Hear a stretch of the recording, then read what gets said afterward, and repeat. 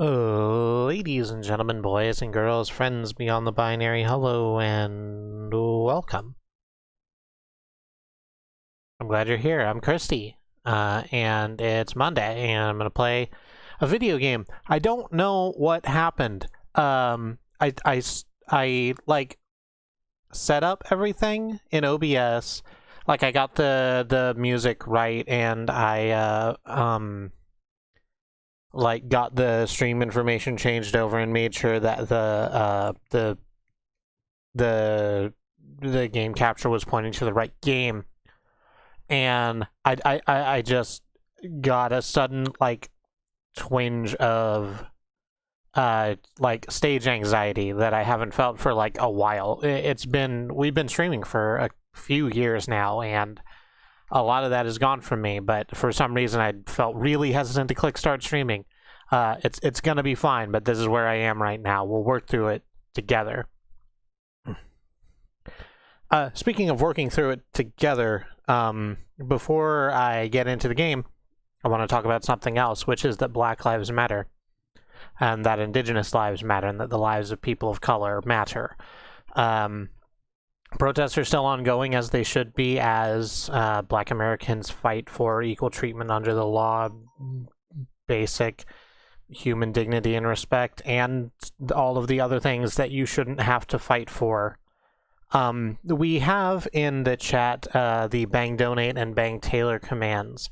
Bang Donate will throw up some links for not charities, for organizations that are helping protesters on the ground, and under Bang Tailor are organizations that are directly helping people who are helping people directly affected by the death of Breonna Taylor, who was shot in her home by police. If you don't have money, it's 2020, everything's fucked right now, and that's understandable, but find some way to give yourself to this movement. Find petitions to sign, or rides to organize. There is something you can do. And that's what I have to say about that. Let's talk about Arcade Spirits. So I put out a poll over Mastodon.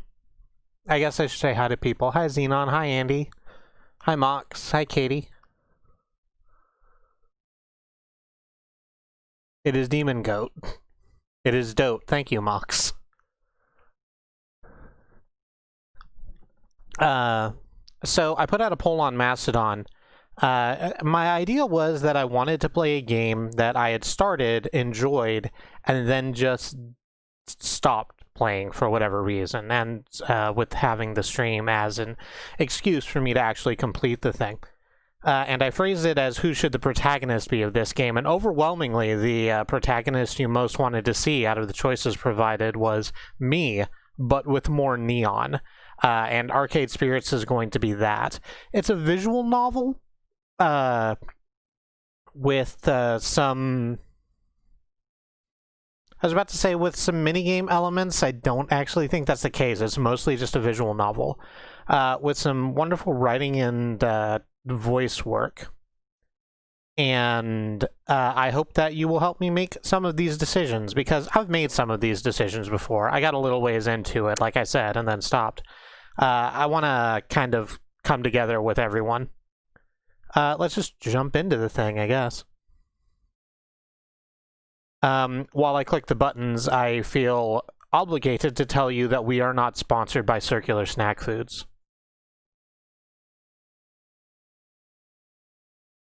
Just don't worry about it. It's fine.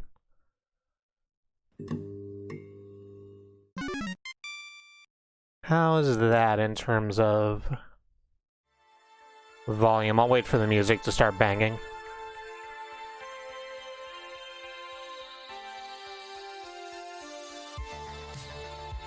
Hi, Bad Road. I'm not incredibly sure what K-Bups are. This balance looks right to me. Is that okay for everyone else? I am going to turn it down in my headphones specifically, but that's just me. Andy says it's good. Katie says, is K-Bop when Toad does K-pop? I think yes.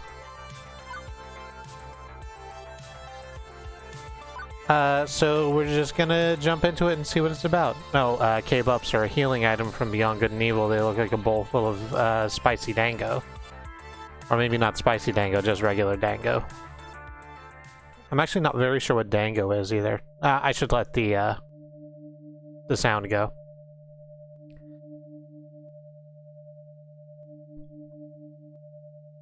They're like... Dango's like dumplings on a stick. Dongo, not dango. Okay. Oh, no, I think I know what these are. I've seen them in anime. They're the ones that look like pellets on a stick. Yeah, that makes sense. Database system online. New profile detected. Analyzing. Analyzing. New profile 237771. Economic bracket lower middle. Employment category bleak. Current emotional health rating low. Ideal candidate for premium level assistance. Proceed. Premium level assistance re-requested. Proceed. Pretty please. Overriding denial of assistance, establishing premium services for profile 237771. Justification. Hope. Hope should be rewarded. Spirit must be restored. Now compiling personal metadata. That is a Commodore 64S error noise right there. Yeah. Ah, here we go.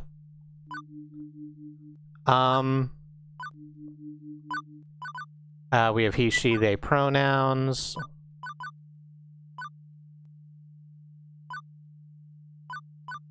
We go with very short hair. Roughly my skin tone.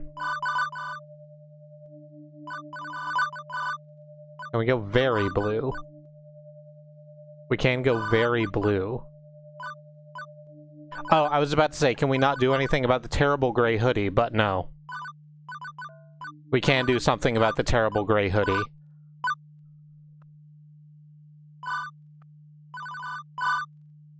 Yeah, we can have a terrible pink or purple hoodie. Actually, let's go that way.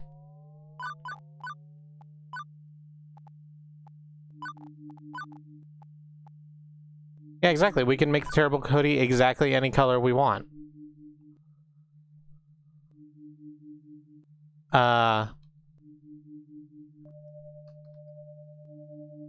Kristi, there we go. I think I kept the generic name in here when I did it the first time, which is probably a reason why it didn't stick hard on it. The default name, by the way, is Ari Cater. So that's good.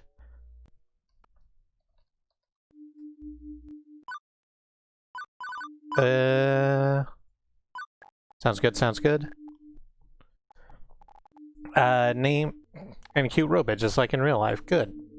Kristi Hayling, pronoun she. Is this correct? Yes, that's correct. Premium level assistance for profile number 237771, Kristi Hayling, has been activated for the sake of her hopes and dreams.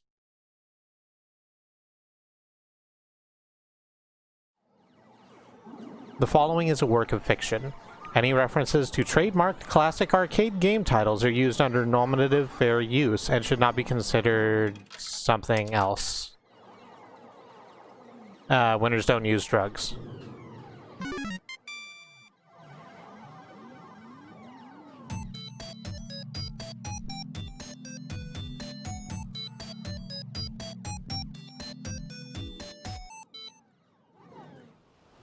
Level 1, put your quarter up.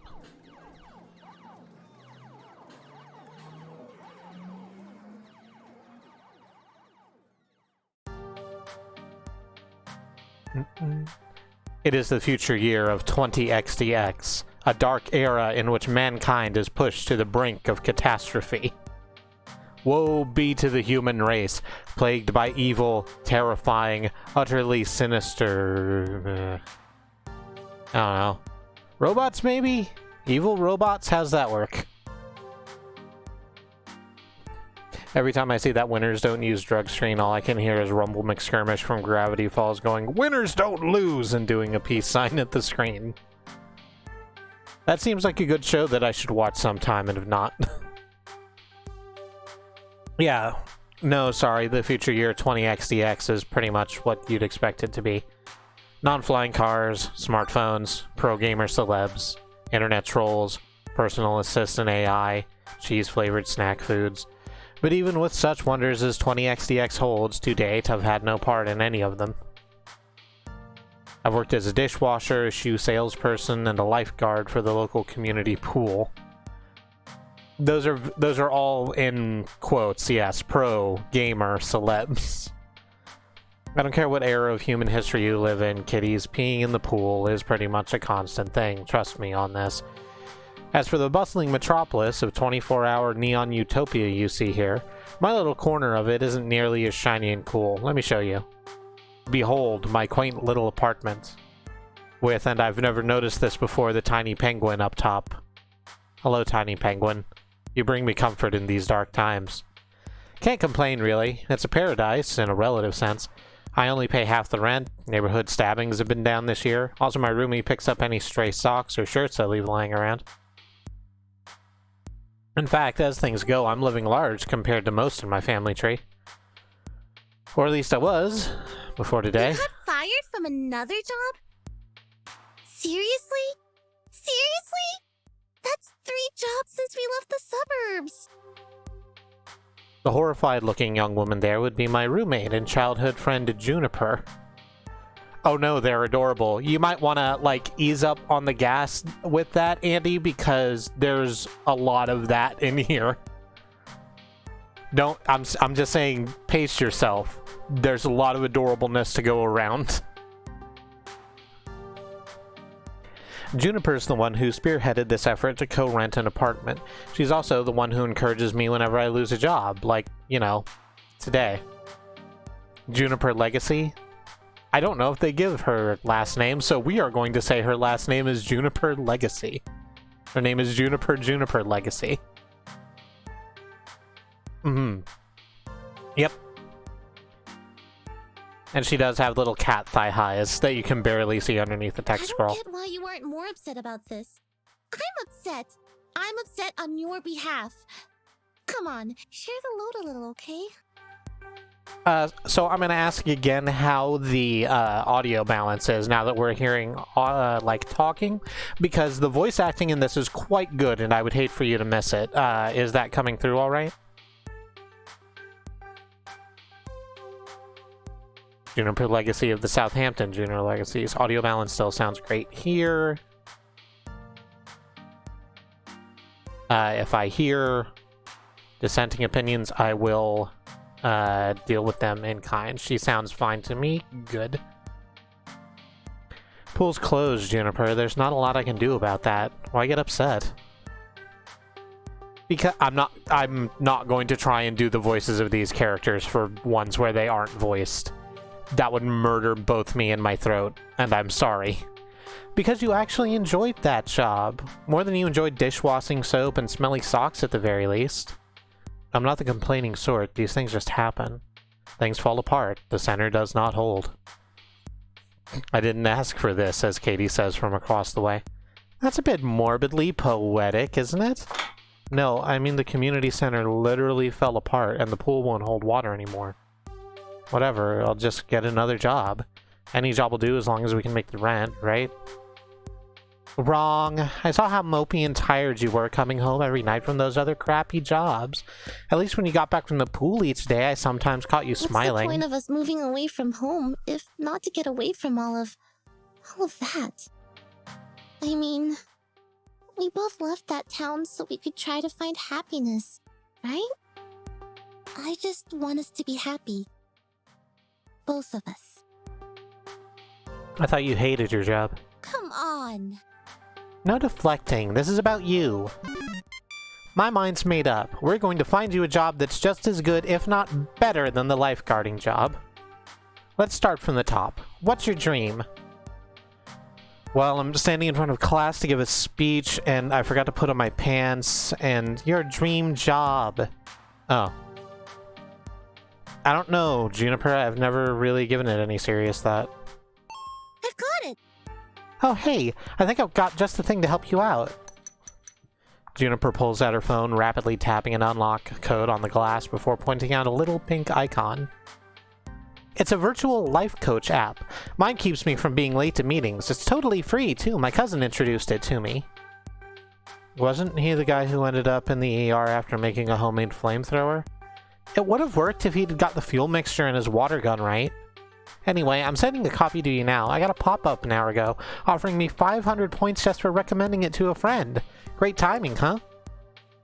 Well, as long as you're earning points, I guess. At least give it a try, okay? Maybe it can point you at some good jobs, one with less socks and/or urine. I'll think about it. Okay, but don't think too long, alright? In the end, I installed the app. Couldn't bear to see Juniper fretting over me like that. Not that I find it annoying, I mean, it's more that she has enough trouble in her life without troubling herself over my life, too. Both of us had it rough up to and through the point where we left home to try and start a new life. A better one. She deserves better than me and my problems. Bless her heart, she means well. She's been firmly— you can tell I'm Southern. You bless her heart, she means well. She's been firmly in my corner for all of my life. The two of us against any dark forces aligning against me. But that's not to say she's good at being my advocate. Enthusiastic, yes, but skilled? No. Typically the fantastic opportunities and self-help resources she sends my way are pyramid schemes or something. She's gung-ho about lending me a helping hand, but yeah. So the main reason I went ahead and installed the app was to make sure Juniper wasn't about to get her kidneys sold on the black market or something. Still, no sense messing around with it now. A good night's rest would act as a neat little emotional reset button, right? Right.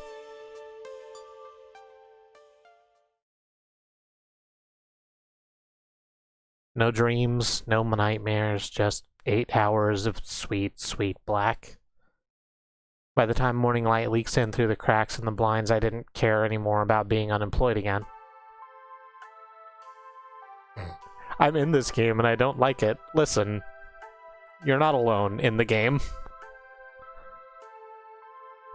Juniper had already left to catch a bus to her office. She typically leaves before dawn, but she left a note for me, pinned to the tiny fridge we shared. Remember, download app, find a dream job, make money, sort your life out. I believe in you. So, moment of truth. Do I trust in Juniper's weird little app, or just go find some job that pays well enough to cover the bills? I think it's against the spirit of inquiry to not give the weird little app a shot. I don't know, should we just settle? Hey gang, should we just settle? Go back to the laundromat? Nah? Oh, okay. Figuring at the very least her miracle app could possibly help me find a job, I loaded up, tapped the icon, and... Hello!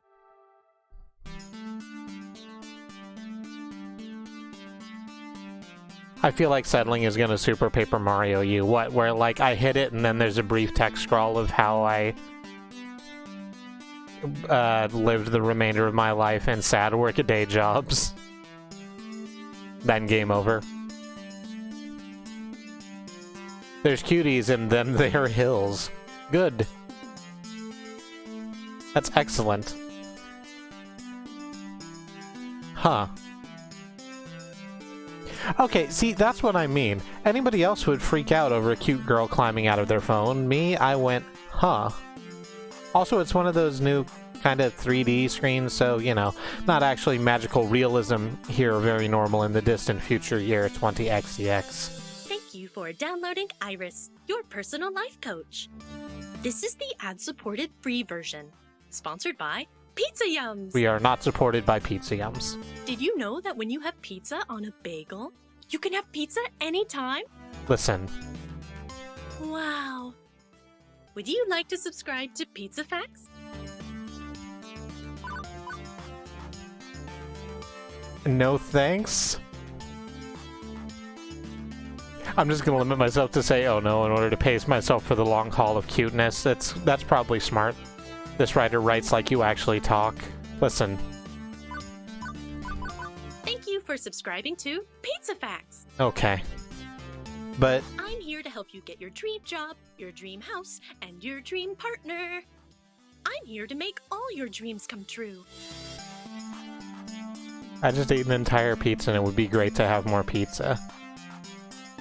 Yeah, that's usually how I feel after pizza, and then I reach the upper limit and then too many's pizza. And then I have to go away for a while. That's a pretty tall order for an app to do. Or are you some sort of wish-granting genie? Well, I suppose in the modern parlance, a massively interconnected database searching virtual assistant could be considered a kind of genie in a bottle, but honestly, all I can do is give you the chance to improve your life. What you do with it is up to you. I can cross-reference search data for you, but without motivation, you won't get anywhere. There's no such thing as enough pizza, only not enough pizza and too much pizza. Yes. I glance up from my phone at the heap of laundry and half-finished books and other items strewn about my apartment. Motivation is something I have a ton of, honest. Hooray! That's super! I'm really looking forward to working with you. Before we begin, do you have any questions? Sure, why should I use this app at all? I mean, my phone already had a voice-activated assistant AI. I can just say, hey phone, search the web for job listings, and it would work just as well. Ah, but I have an advanced emotional language interpreter. I'm smarter than the average program with more hearts. I can help you sort your life out by analyzing your personality and finding you a perfect path in life. All thanks to my glorious, wondrous, patent-pending, super-duper identity identifier system. Between you and me, they really wanted an acronym that matched my name, but they couldn't figure out what to do with the letter R. Would you like to know more? Sure, give me the sales pitch. This is gonna be the tutorial. How did you get in my phone, tiny woman? Oh no. Oh no, Xenon. Xenon, you've just broken it up. I'm not gonna say that because I don't wanna, like, fuck up everyone's phones. Every time you think about saying something, I can tag it with an capital I identity. That way you can be the sort of person you want to be. This system allows me to better understand who you are and what you need from life. I do this by analyzing your tone, inflection, and word choice. I can spot 5 different identity identifiers in your responses to people: quirky, steady, kindly, gutsy, and basically. That sounds to me like your programmers also wanted a bunch of things ending in Y. That's correct! My branding game is on point. Quirky response. Is there a competing app named Alexa? Oh no. Probably.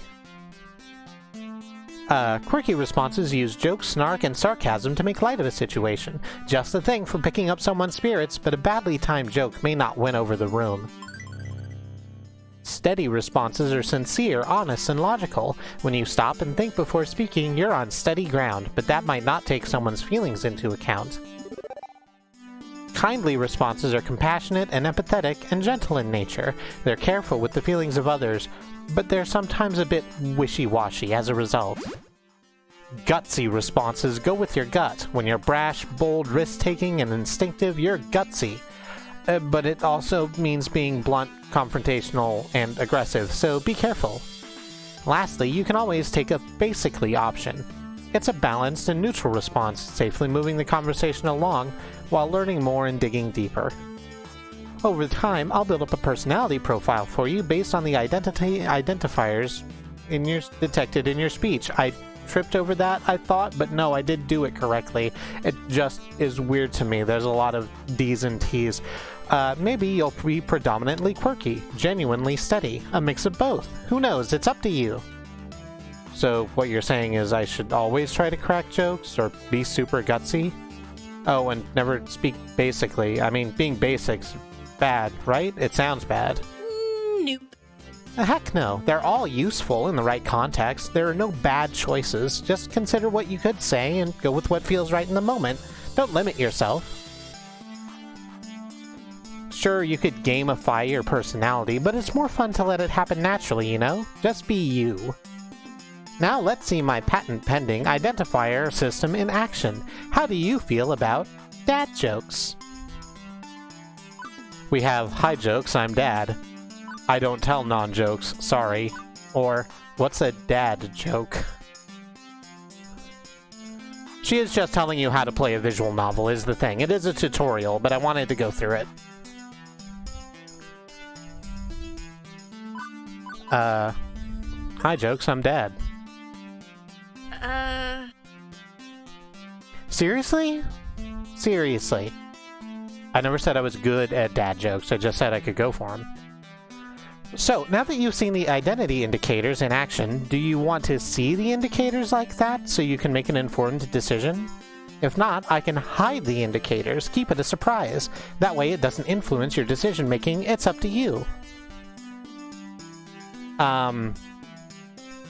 I think for a thing like this, where we're gonna be taking suggestions from y'all, hiding indicators is the better play.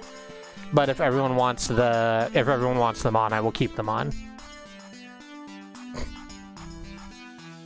Any percent, no indicators run. I don't trust stairs, they're always up to something.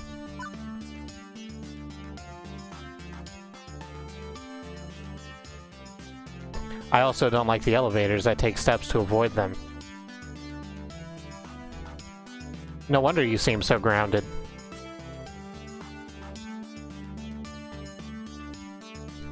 I'm just gonna wait for the grounded thing to catch up. There it is. I might get confused, but I get where you're coming from.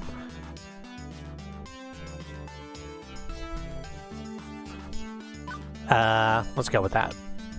So mysterious. Okay, I'll hide them from you. You'll always be able to spot basically responses, though. Anyway, as we go along, I'll analyze and tally your identity identifiers. Identity identifiers. It's just so wonky. Let me show you how. Good work. Will you look at that? Such a strong personality. You've asked me a single question. Off to a great start, I'd say.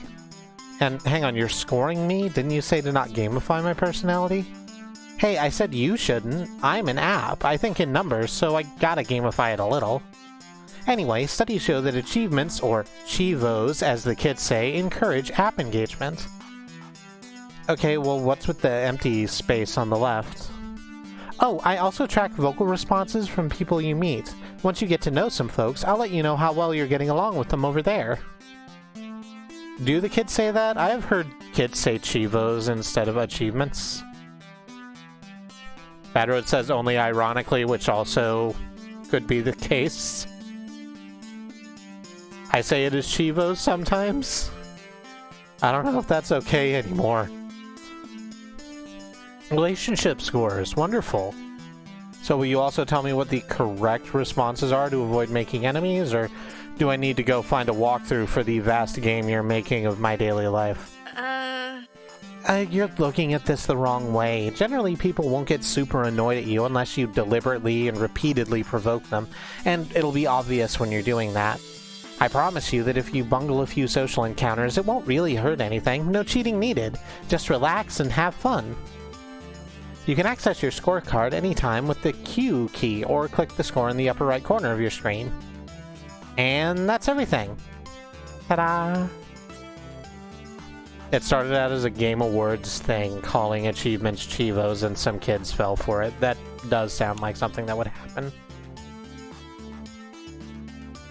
Okay, but how is any of that supposed to help me get a job? Hmm? Huh? I only downloaded this app because my roomie claims you're a great life coach for the unemployed.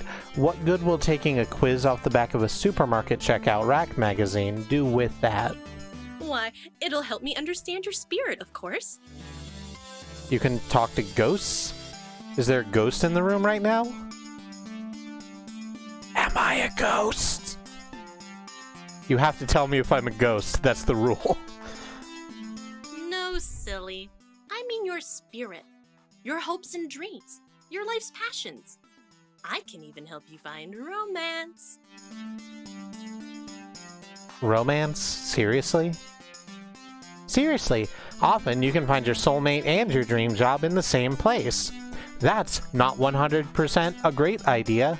Take it from my long string of really bad relationships. But if you'd rather focus on gainful employment for now, that's fine too. Workplace dating is a recipe for disaster, and hitting on coworkers right from day one can be kind of awkward.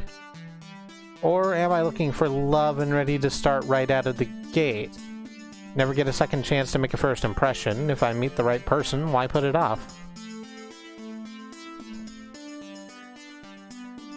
How do I want to handle this new opportunity? So we do have 3 options. Sure, I'm open to the possibility if I meet anyone nice. Romance with flirty first impressions. Let's stay focused. I'll play it cool on day 1 at least. Romance without flirty first impressions. And I'm just not interested in romance, Iris. No romance, just friendships. Which is a wonderful option in a visual novel. Why don't all visual novels have this? Heteronormativity is the answer. But what do we want? In my previous playthrough, I think I went romance without flirty first impressions because the crushing weight of having to be like on and looking is weird to me. From the get-go.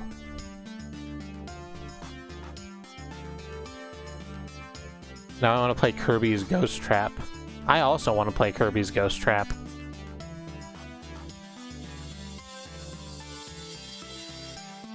Smooch percent, I guess?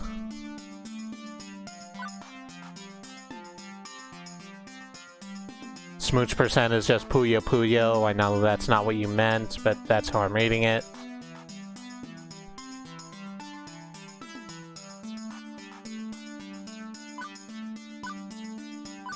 Let's go with... This is the one time I feel like the middle option wins. I kind of like flirty first impressions. I think we're having more calls for smooch percent, so let's go with smooch percent. Do we still get to hug and stuff? I mean... I don't know. Like I said, I didn't get deep into this. I think I'm mature enough to juggle both at once. Why not? Super! And remember, the choice is yours. If you're not comfortable with other people, stay professional. Now, let's get started. To finish analyzing your personal history, please authorize me to read your social media feeds and personal information metadata. Ah, I knew it. This is some kind of scam. I'm gonna wake up in a bathtub of ice missing a kidney. Sure, I can help you register as an organ donor. That command or file name? Oh, you were being sarcastic. Sorry, I haven't quite finished analyzing your personality. I couldn't tell. Relax, I won't share your information with any third parties. This is strictly so I can find your dream job. Am I authorized? I just want to be able to pat my friends. That's nice. Another wonderful Juniper recommendation here. Just like the 17 self-help books on my shelf. Still, 18th time's the charm, right? Yeah, go ahead. Please enjoy this recorded music.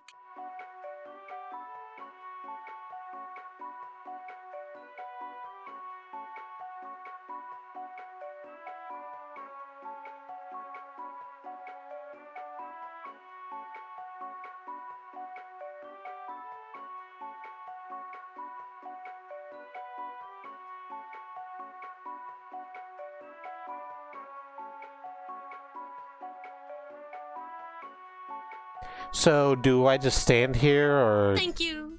Thank you. Thank you for waiting. I've identified your dream job and arranged an interview. 30 minutes from now. Please put on some nice clothes. Nicer than those, please. I don't think that's too much to ask. What? For your interview, silly, you want to look your best. But we just... Oh.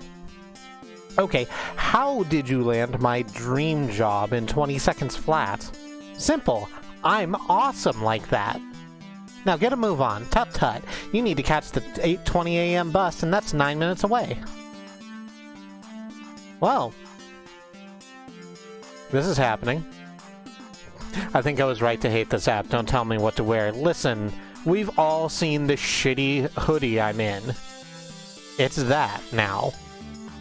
It should be... I would not go to any job interview dressed in the shittiest hoodie. Shit, your clock is actually like 15 minutes behind, so this is awkward. Oh no. But I do have a chance to get off this runaway train. Nobody says I have to obey my new digital fairy godmother.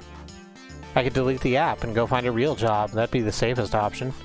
I could get dressed for Iris's job interview or stop this before it's too late.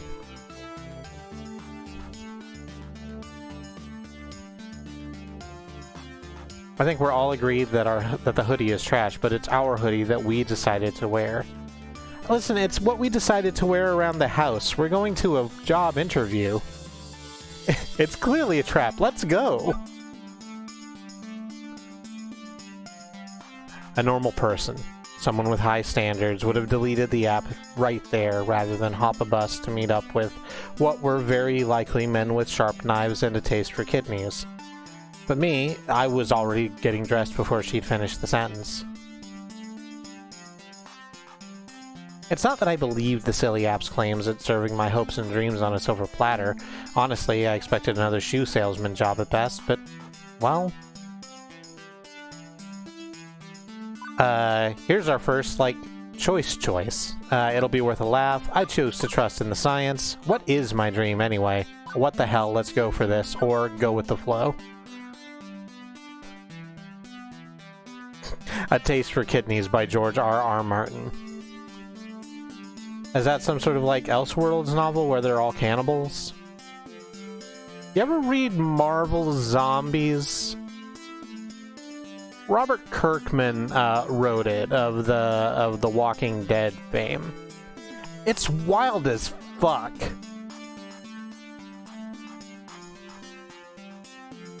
Mox is voting for What is Dream, What the Hell? You ever read Howard the Duck versus Marvel Zombies? Did you ever read Ash versus the Marvel Zombies? Because that's also a thing. What is Dream sounds fine. I also like that. As much as I genuinely enjoyed being a lifeguard, I can't say I've found true direction in life yet. I'd assumed I never would, honestly. And when I was young, yeah, I guess I had hopes, I had dreams. Maybe even what Iris called a spirit. After things went south for my family, I learned to put all that aside, but assuming Iris wasn't out for my kidneys, what if it's not too late? So I thought, one last time I'll have some optimism and some faith. As I came to realize weeks later, it turns out I was right to have faith in my spirit. Ever read Archie Meets the Punisher? No! I'm being told it's very tongue-in-cheek and fun, which sounds great.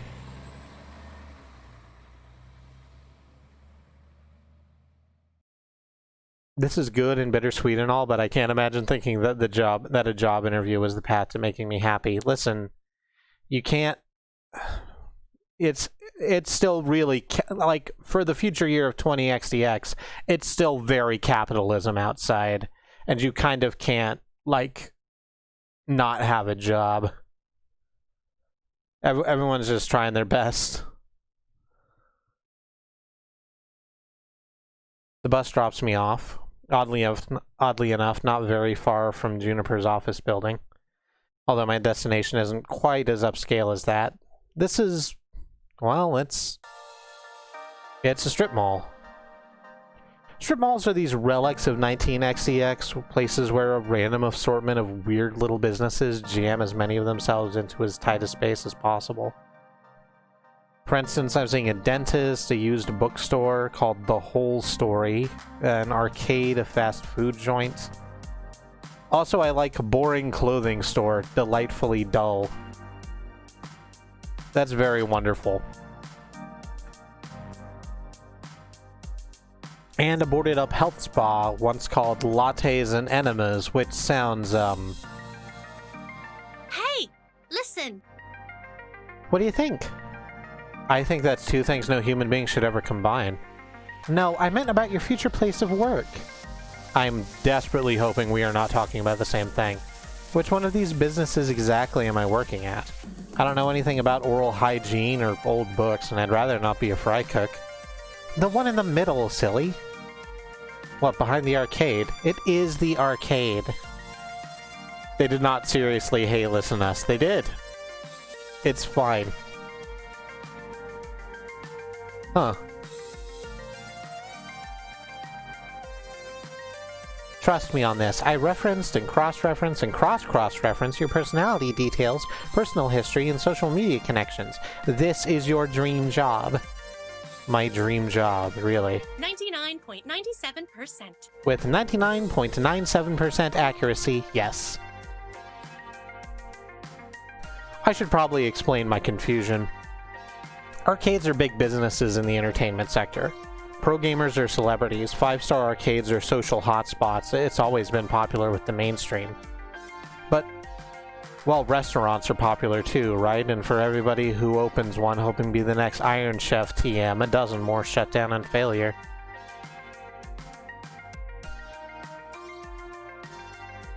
Arcade competition is fierce. Paydays range from peanuts to gold, and sure, those who make it can secure fame and fortune, but those who don't, well, no wonder Iris sees this as a dream job. Video games weren't always this popular, though. I read an interesting article about it once. Back in the year 1980X, we narrowly avoided a serious industry crash, which would have left video games as a kid's toy fad like hula hoops, no mainstream acceptance. For instance, one of the factors could have been a terrible game based on a kid's movie about a cute little alien visitor who wanted to phone home. If this game was complete poop butts, like poop from a butt, and massively overproduced, it'd ruin video games for years.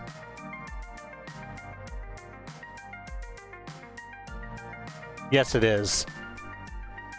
They did dig those up. It was a huge documentary. It's actually really interesting.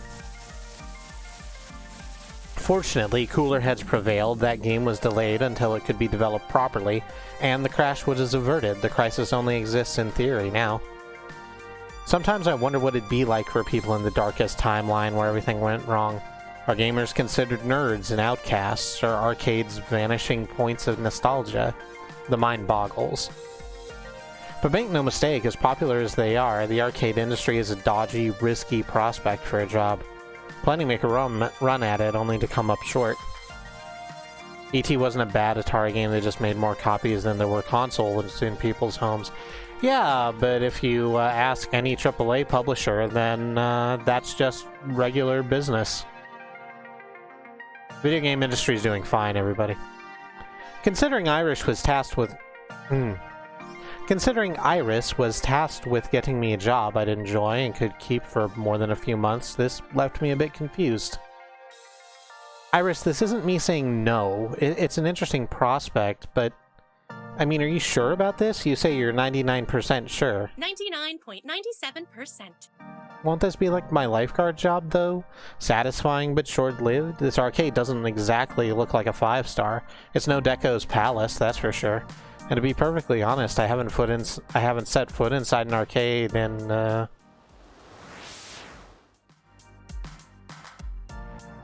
15 years.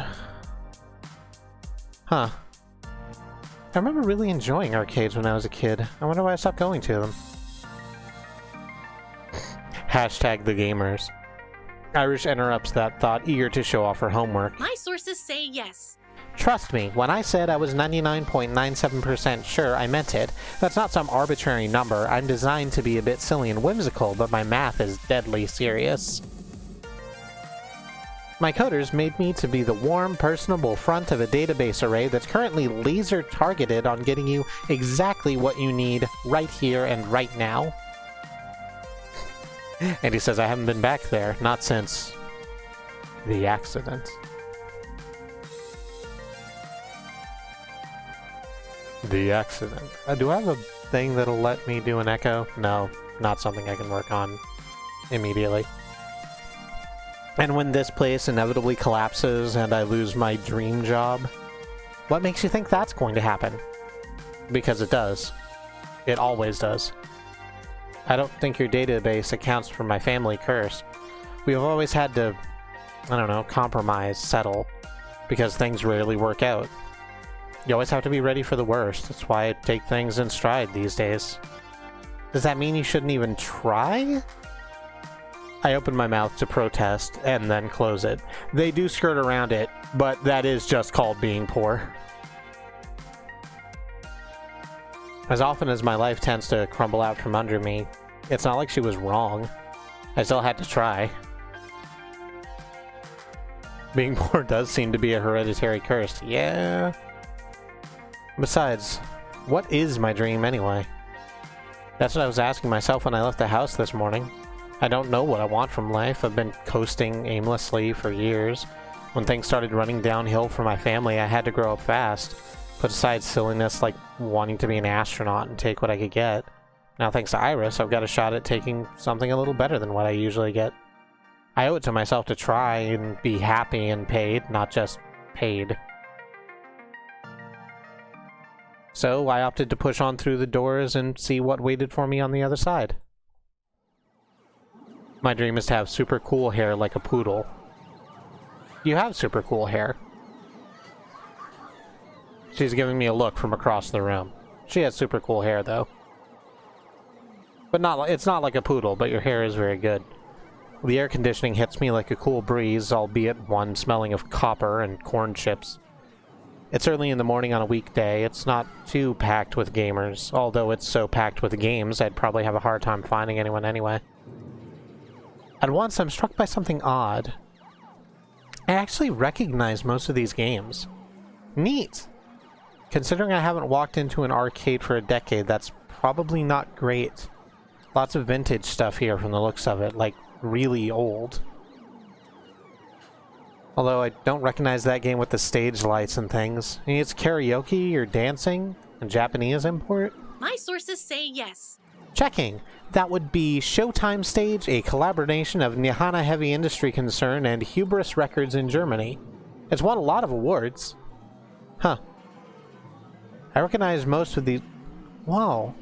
Is that seriously a Mr. Moopy's Magic Maze? But the one in the middle with the split screen's new to me. Fist of Discomfort, a hybrid real-time strategy and brawler beat-em-up. It's actually not that new, it's been a staple of the esports scene for the last 8 years. That's two genres I was utterly lousy at last time I checked. And over here is an old lady.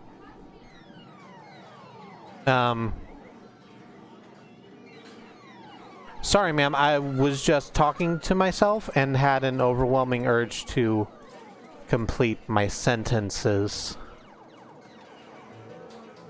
Thankfully, I don't think she even registered me calling her old. She looks up from her knitting, seated behind the ticket prize redemption desk, and offers a wrinkly smile. Copper-inch corn chips sounds like the ingredients you make a gun out of in a Fallout game. Oh yeah, you melt down the copper and then, like, use it to shoot corn chips out of. Well, hello there. Always nice to meet someone new in the Funplex. The what? Francine's Arcade Funplex. Didn't you see the sign out front, dear? Well, I chose to knock off the first two words when they got knocked off the building during the storm of 1980. Now it's just the Funplex, I suppose. So, How can I help you, dear?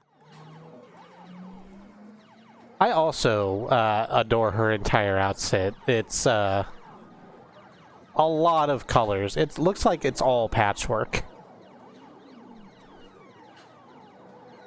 Hey, Bad Road, here's your joke. A funplex is that when you suplex a clown, versus a genie in my phone set up a job interview for me, versus you've been in business for bleep years.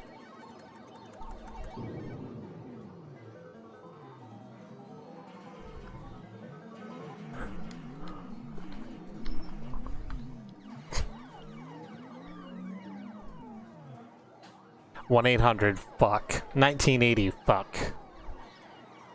It's a good bleep. 1980 fuck is how it sounds in my head whenever I have to remember how old I am by remembering when I was born. Oh no. When that math murders you. I think I already voted, so I'll give someone else a chance. I don't know, I think no-scoping the joke is worth clicking. A funplex? Is that when you suplex it? Yes, I've heard that one before, dear. Considering we've been open since 1970 bleep, I've heard them all. But it's still nice to see young people with a good sense of humor, and it's nice of you to try and cheer an old lady up. Yes, I heard you call me an old lady.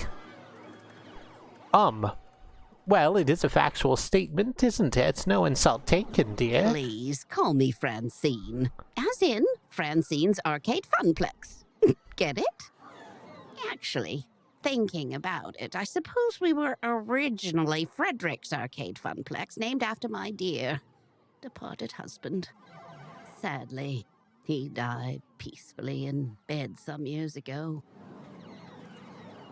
Ah, I'm sorry to hear that. Oh, don't be. He died doing what he loved. Having intensely physical relations with me.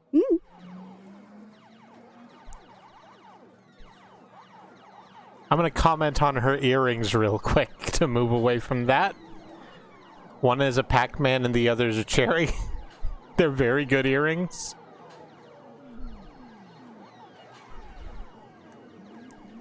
That is information I needed to know, yes. And you are? Kristi Hayling, ma'am. I came here looking for a job. I understand my interview was pre-arranged. Ah, yes, the computer did send me a mail about that. I'd almost forgotten. So, shall we retire to the office to conduct your interview? I'd carry on out here, but it is rather noisy, isn't it? Yeah, about that. How do you deal with the constant noise, anyway?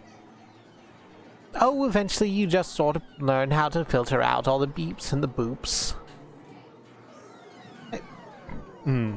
Excuse me. It can take weeks to become a climate acclimated, I've found, but in the end, done.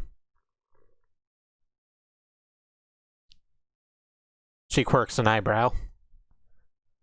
Well, now, that's faster than the others. Not bad. So, shall we see what you're made of?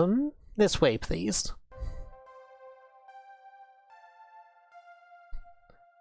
Francine leads me back down a back hallway past public restrooms and into a door marked employees only.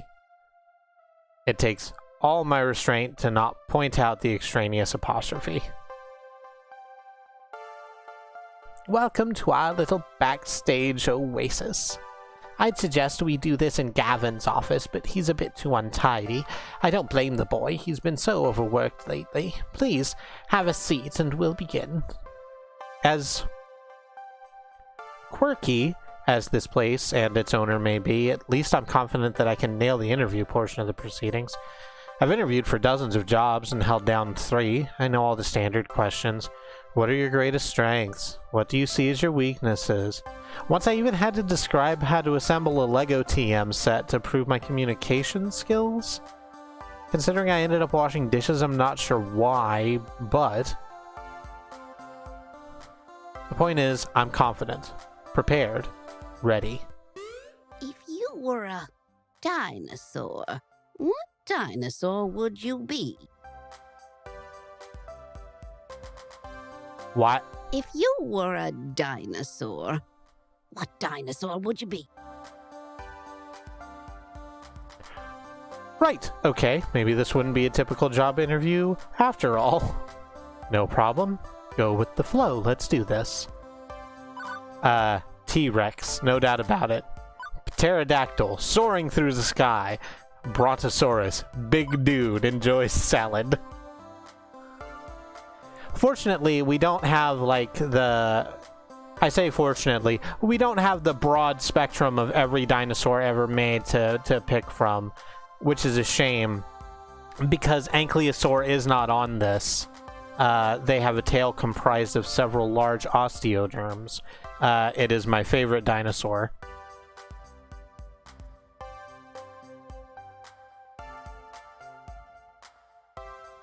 Bedro says pterosaurs aren't technically dinosaurs. Pteranodons are not dinosaurs, Karen. They are arachnids. Brontosaurus, a misassembled skeleton stumbling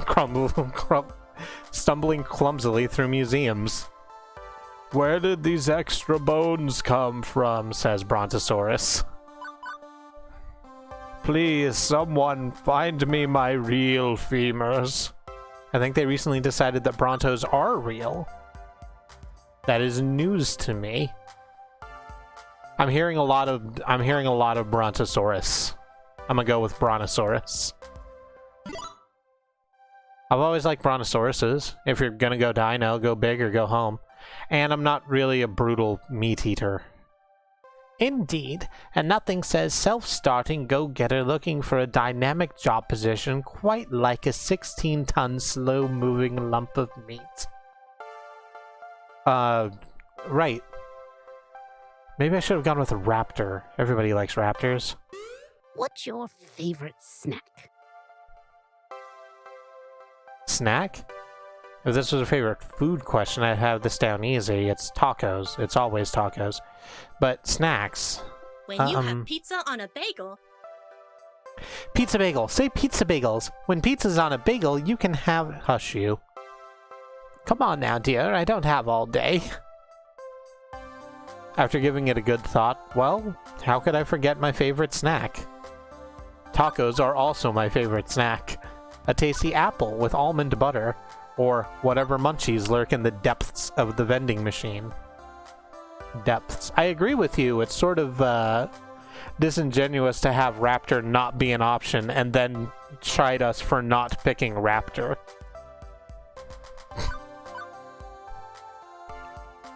Andy very adamant about tacos being my favorite snack. Mox says Granny Smith nut butter, and maybe they would like to take that again.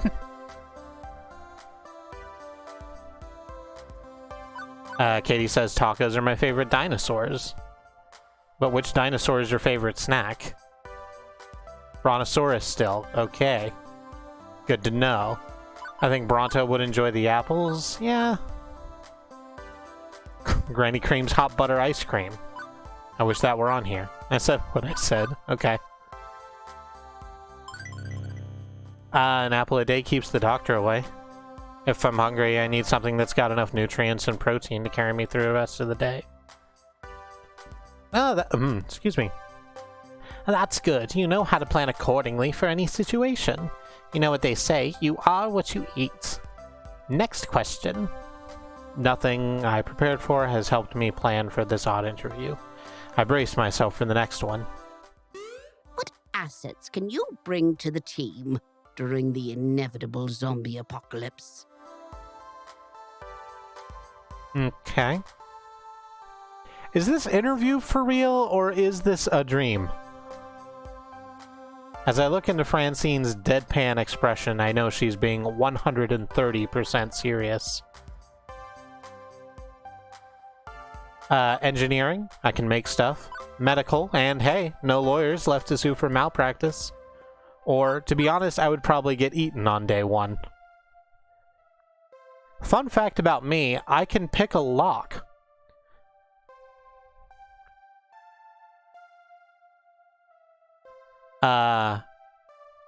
But that's not on the list.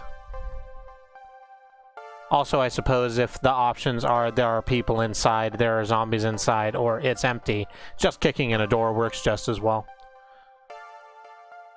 Mock says robot and robotry. And he says, I've literally asked this question in an interview. Good job. Lockpicking sound like engineering. I'm essentially MacGyver TM. I can make anything out of a string, a match, and a screwdriver. Especially if what you want is a screwdriver wrapped in burning string. Good. We'll need someone to build makeshift defenses and think quickly in case we get surrounded.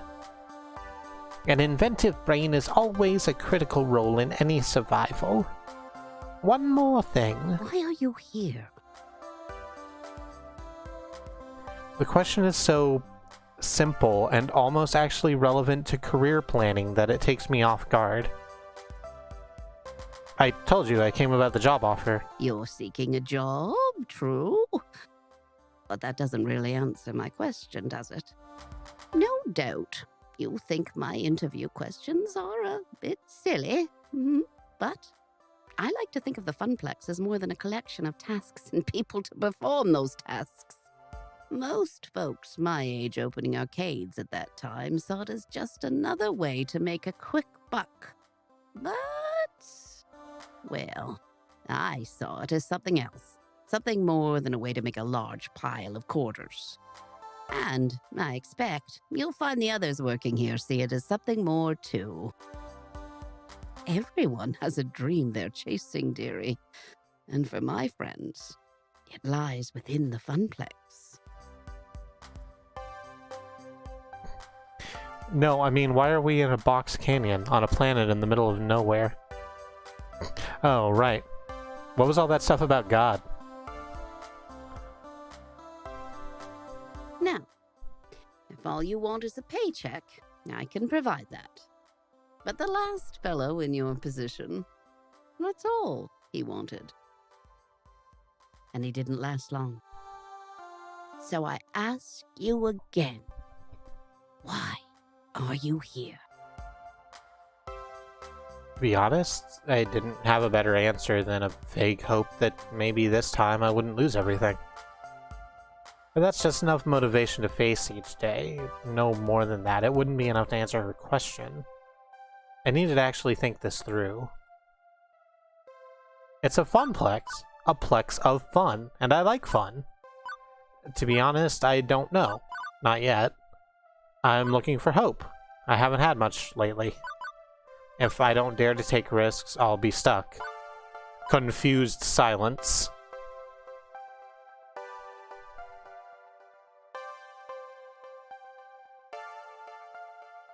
I'm seeing hope, I'm seeing hope. It does sound like we're looking for hope.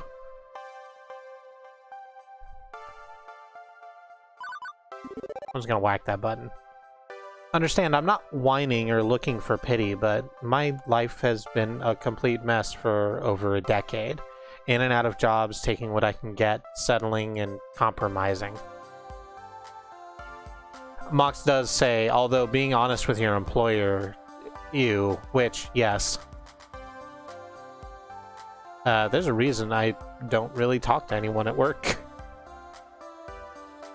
It's because if people like actually saw me doing this, doing weird sex jokes and weird voices, then they would clutch their pearls. It's a whole thing. I gave up on hoping for something better a long time ago, but while the people in my life who are close to me keep encouraging me to try and chase my dreams, that's why I'm here. I'm looking for the answer to your question.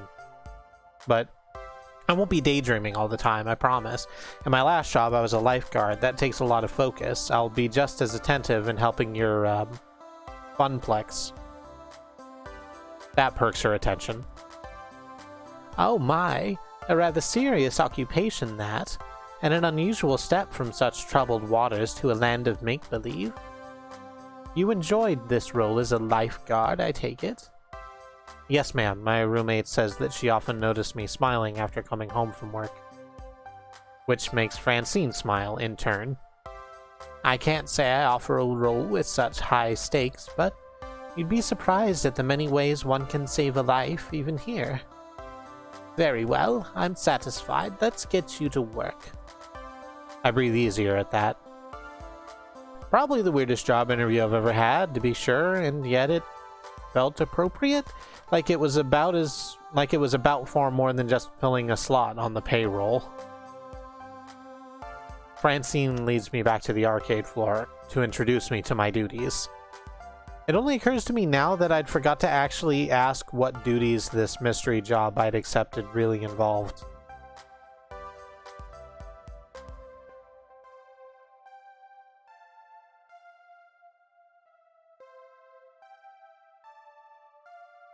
That is your work, Sona. I would love to get to know other people in Meat Space, but that's extremely risky. Yeah. It's, there's a lot of ways that can go wrong for queer people living in a non-queer space. Francine gestures to the seat she was occupying previously, a stool behind the prize desk. Oh, how marvelous.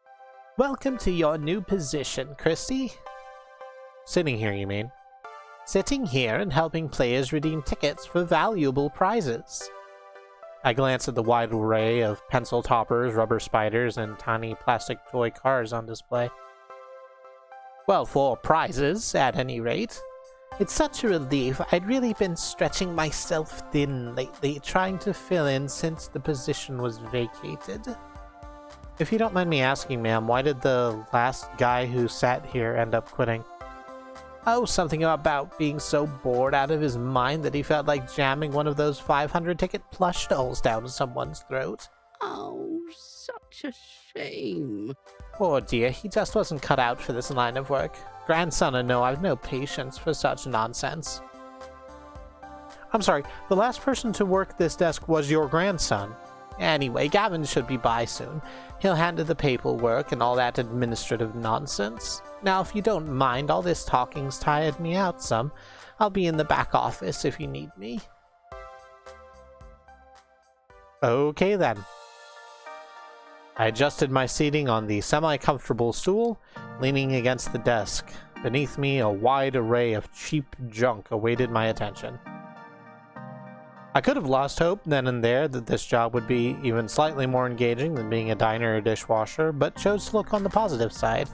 I'd be helping kids obtain toys that would become nostalgic memories for years to come. Right?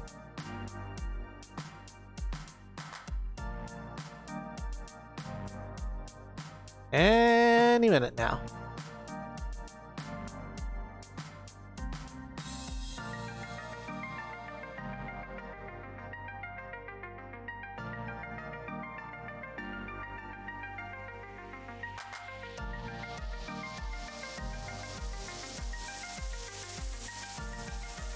I crave the sweet embrace of death.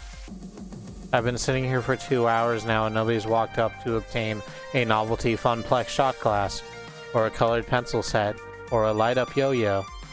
Lunchtime's approaching, and so far the only people walking in and out of the arcade are a few stray adults who have no interest in cheap friendship bracelets. Thankfully, my first customer of the day arrives before I could start wondering if one of those 5-ticket plushies could really fit down someone's throat. Or maybe not. Nope, just walking right on by me, his head buried in reading some sort of spreadsheet off a tablet.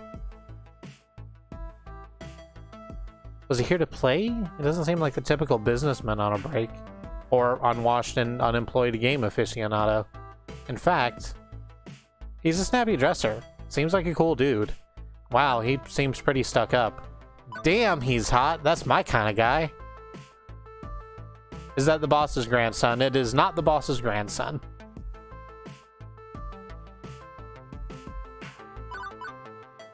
Snappy dresser, cool dude. I agree that he's both a snappy dresser and seems like a cool dude. Katie says stuck up. And he's firmly in option C. Well, guess we need a tiebreaker then.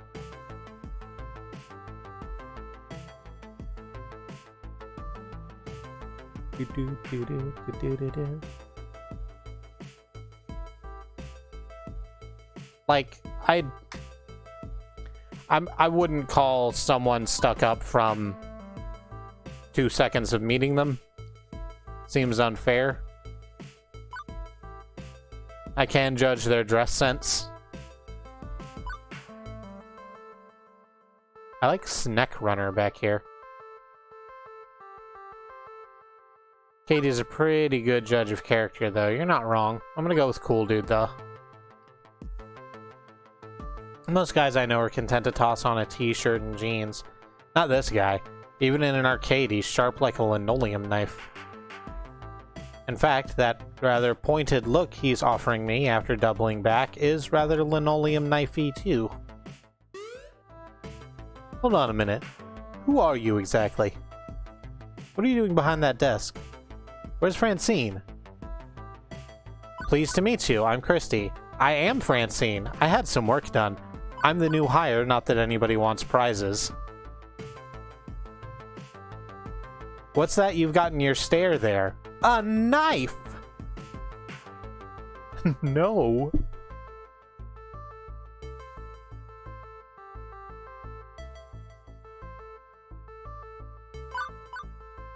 Let's try and be friendly. You don't look like you're in the mood to joke, I think. Oh, oops. Oops, moved it. Hello, I'm Kristi Hayling, your new hire. Looking forward to working with you. He relaxes somewhat on hearing that. Somewhat. Good to hear. About time. I was wondering how long she'd have to work the desk. She's got gusto for an octogenarian and loves working the floor, but sitting here all day handing out toys and dealing with problems wears her down. So she explained the job to you? Gave you the papers to sign? She said Gavin would handle that stuff.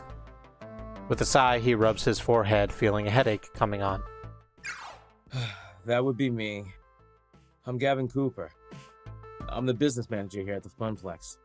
I make sure we manage to keep having a business, rather than a pile of rapidly collapsing fiscal mistakes. Right, so as you've no doubt guessed, you'll be exchanging tickets for prizes, but that's the least part of your job. There's more to it than that? You're the floor attendant. You attend to the floor. What, the carpets? Seriously? The floor. The arcade, the games, the patrons. You're the one running around putting out fires and sorting out problems. Technically, you're a second floor attendant. Ashley will be in later, but we need two. One to roam and one to operate the desk. Oh, so he's the sexy accountant. Yeah? Sure. I do it myself, but I'm typically busy in the back office making sure the whole thing doesn't fall to bankruptcy.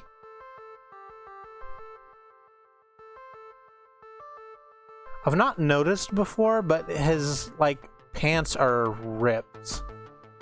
Right at the bottom.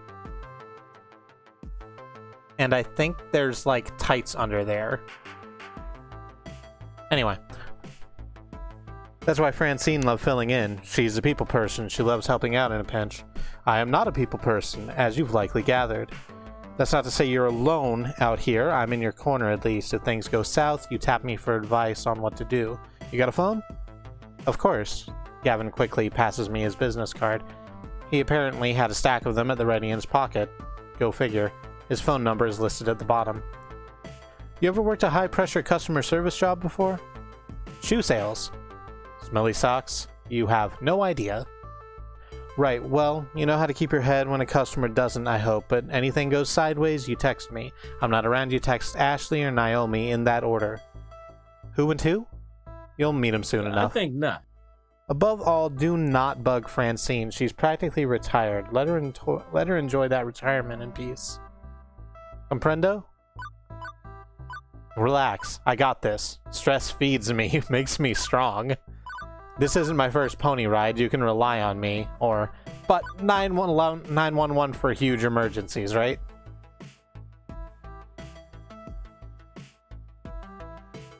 He's clearly hot. Let's not beat around that bush. I just don't really go for guys myself.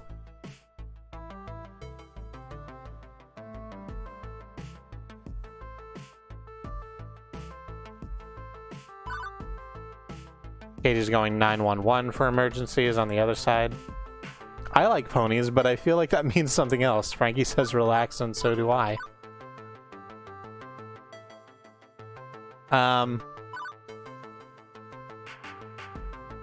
Stress soup. Listen. Sure. I eat stress and crap solutions. Don't worry, I can manage the... Okay. Sorry, I'm going to start that again. I eat stress and crap solutions. Don't worry, I can manage the floor while you manage the business just fine. Doubtful. That remains to be seen. The last guy sitting on that stool was a slacker and a jackass. And even though he was family, Francine dropped him like a bad habit. If you stay clear and honest with me, do your work, do it well, we'll get along swimmingly. I have enough problems keeping this magical arc of hopes and wishes afloat. Please, don't add to my problems. Magical arc of what now? Gavin sighs again, a stress release gesture, but his expression softens somewhat afterwards. I take it Francine told you her theory, that this is more than just a job, more than just an arcade. That's my understanding. I'm not into dressing up words. I like to speak plain. If I'm curt, then that's because optimization is a factor of my job. Everybody working here wants to work here. This is where they belong, for one reason or another. Me, I love chaos. I love wrangling chaos specifically.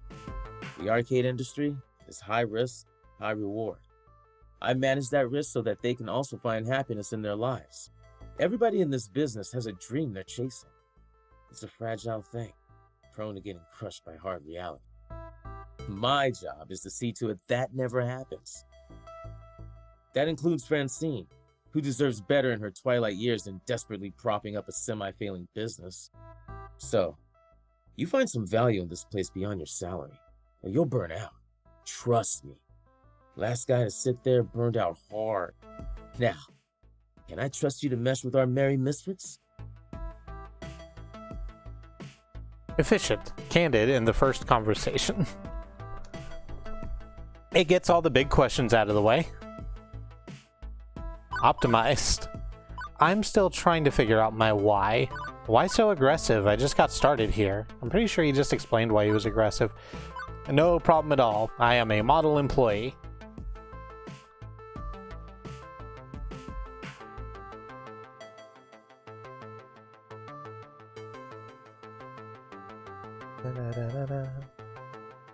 We're not a model employee. I mean, we could be. We could model ourselves as an employee. It could be fine. We're a real employee, not a model. Okay. So let's try and figure out our why, I think. To be honest, I'm still sorting out why I'm here, what my dream is. But I'm not here to step on anyone else's dreams in the process. I'm here to do my best at supporting everyone. That's good to hear. I'd say we share similar views then. It'll be a pleasure to work with someone who's actually enthusiastic and competent. And hopefully this hive of weirdness will help you find your dreams along the way. Anyway, I need to go prepare your paperwork. Technically, you shouldn't be working until we've crossed the I's and dotted the T's, but since I'm already sitting here, you'd rather I stick around? That would be accurate. If you're willing to fudge things a bit and work today anyway, it'd help us out a lot. Now, if you don't mind, Naomi could likely use a hand in the workshop. A good opportunity to introduce yourself as well. Got it. Wait, someone else is here? I haven't seen anyone else. Yeah, that sounds like Naomi. Her workshop's through that door there, game, the one... Her workshop's through that door there, the one next to the UFO catcher. The crane game, to use layman's terms. Extra life, extra Gavin. Gavin is love, Gavin is life. Satisfied for now, Gavin heads in the back, presumably to go to the office to crunch some numbers. If Francine's really taking a nap back there, hopefully he's going to crunch quietly. My first coworker ended up being slightly less cool of a guy than I thought he'd be. But he's not a jerk, definitely. I get where he's coming from.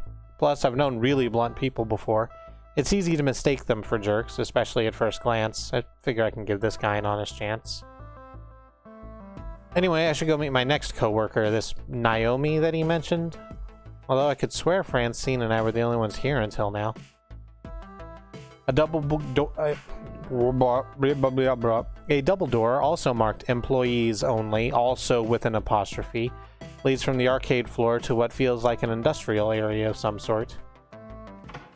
I turn the handle and step inside. This is 5 minutes earlier than usual, but I think this is a good place to stop and catch our breath a little bit. I'm gonna go on break.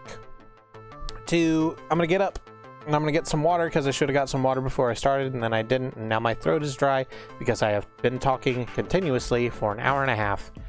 I suggest you get up and do whatever self-care is important to you. We're gonna run an ad break. Block it or don't, we do not care. And we'll catch you back here in 3 to 5 minutes. Please join us then.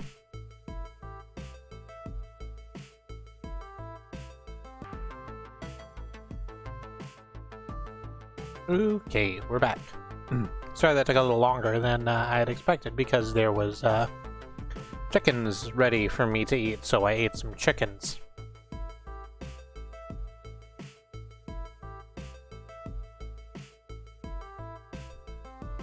Let's click back to the... There we go. That's what we wanted. So, let's turn the handle and step inside.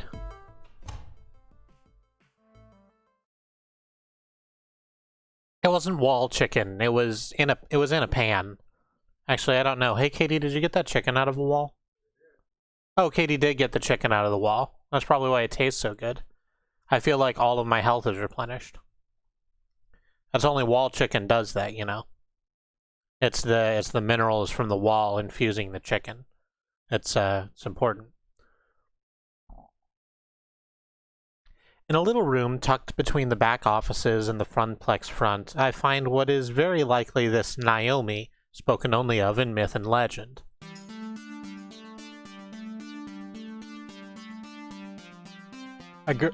Oh boy, pot roast. That just so happens to be the feast that I most enjoy feasting upon. Good. A girl about my age, but certainly not my height, is tinkering away on what looks like an old tube-style monitor. Huh, I didn't realize they had so many circuits. She doesn't notice me when I come in, too busy soldering a capacitor into place. The lingering smell of melting metals fills the air of the poorly ventilated workshop. Excuse me. For lack of a better way to interrupt her. I was worried no matter what I did, she might, I don't know, burn her fingers or jump so high she hit the ceiling or something. Fortunately, the shock's not quite that intense. Ah! Oh. Hello? Hey, you know this room is for employees only. She said with no apostrophe. Bedroad says, I thought I might already like Naomi, and I was right. Are you lost? Do you need something? I'm Kristi Hayling, the new floor attendant, starting today. Oh! Hi. I didn't realize Francine already found someone. I guess I forgot to check my texts. Whoops. Holy shit, it's Kinsey Saints Row. I mean, you're not wrong. She spares a glance at her phone on the nearby workbench where a huge stack of green notification messages lie in wait. One thought comes to mind on actually seeing her. No wonder I didn't notice her until now. She was totally focused on the task at hand. I always assumed retro arcade nerds were fat middle-aged guys. Don't be shitty. Oh my god, she is so cute. I just want to hug her, but that would be super inappropriate.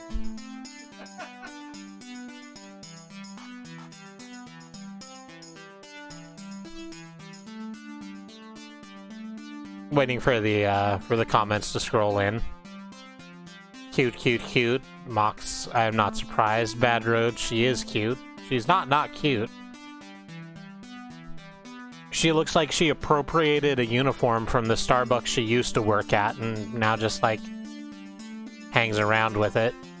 So that's good. Stealing from your employers is good.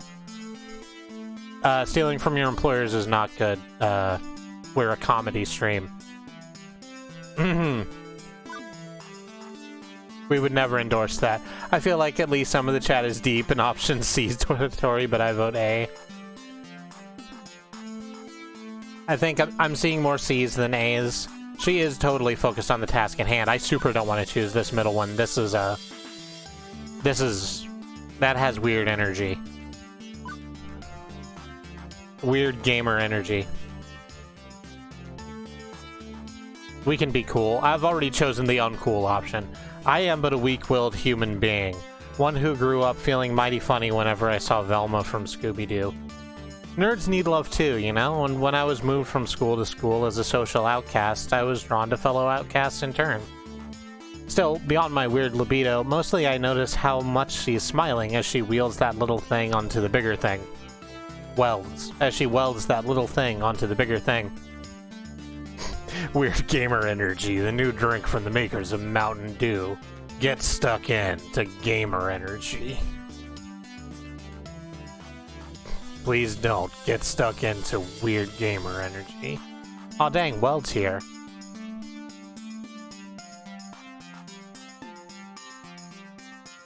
Okay. She's just so happy and at peace, and I can appreciate that joy in one's nerdy passions. Anyway, I'm Naomi Fairchild, the Funplex's techie. Hi! Pleased to meet you. I was expecting Gavin, though. He usually checks up on me about now. He's busy doing strange things with numbers. Ugh, yeah, that sounds like Gavin. I take it he sent you along to help? Great. Give me a hand with this monitor. It's really heavy, and I'm still paranoid about dropping it after what happened last time. Really? What happened last time? Oh, well, I dropped it. Oh, right. She helps me lift the large cathode ray tube, slotting the heavy metal framework into place within the exposed guts of the nearby arcade cabinet. Once done, she starts hooking wires back up to other wires. There's a surprising number of green circuit boards in that largely hollow wooden shell. This is the first time I've seen the inside of one of these things. It's weird. There's lots of empty space, a couple of large slabs of circuits, and that beefy monitor. Why is it so empty in there? Question mark. Maybe we could fill it with nacho dip! Exclamation point. It's my first time seeing the guts of a game. It's times like this I wish... I'm gonna let this play out before I start reading it. There we go. It's times like this I wish I'd listened to what my mother used to tell me when I was younger. Why? What did she tell you? I don't know. I didn't listen. It's good. I feel like that's from a Hitchhiker's Guide. Do we want to fill this fucking thing with nacho dip or what? Huh? Sounds like a Groucho thing. Okay. This game is huge. That must mean it has huge guts. It doesn't have huge guts. That's the thing. It's, you know, it's very little in there.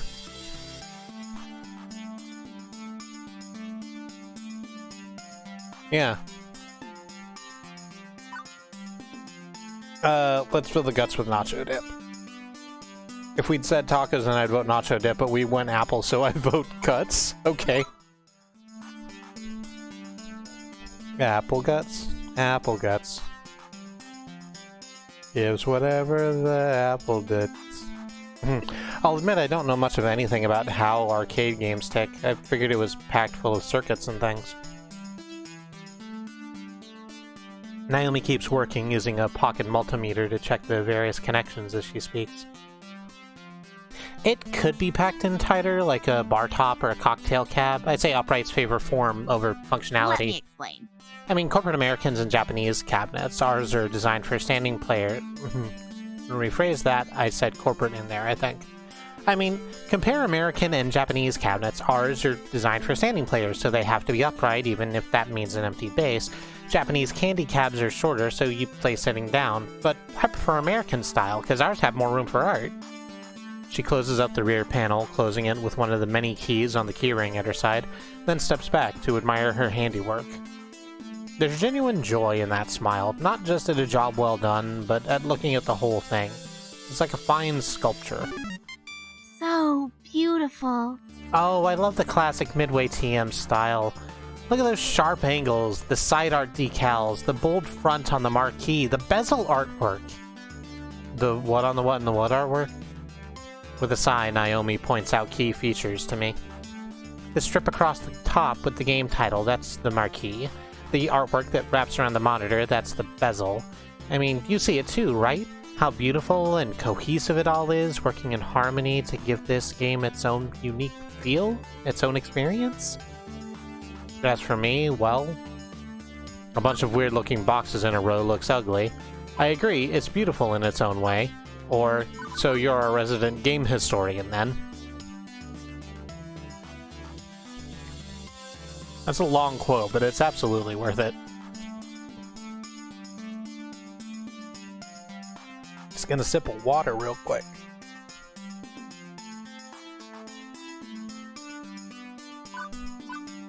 Yeah, I wouldn't want to call the games ugly either. That just seems mean to do. Like, you're allowed to have your opinion, and then there's such a thing as shitting on someone, right?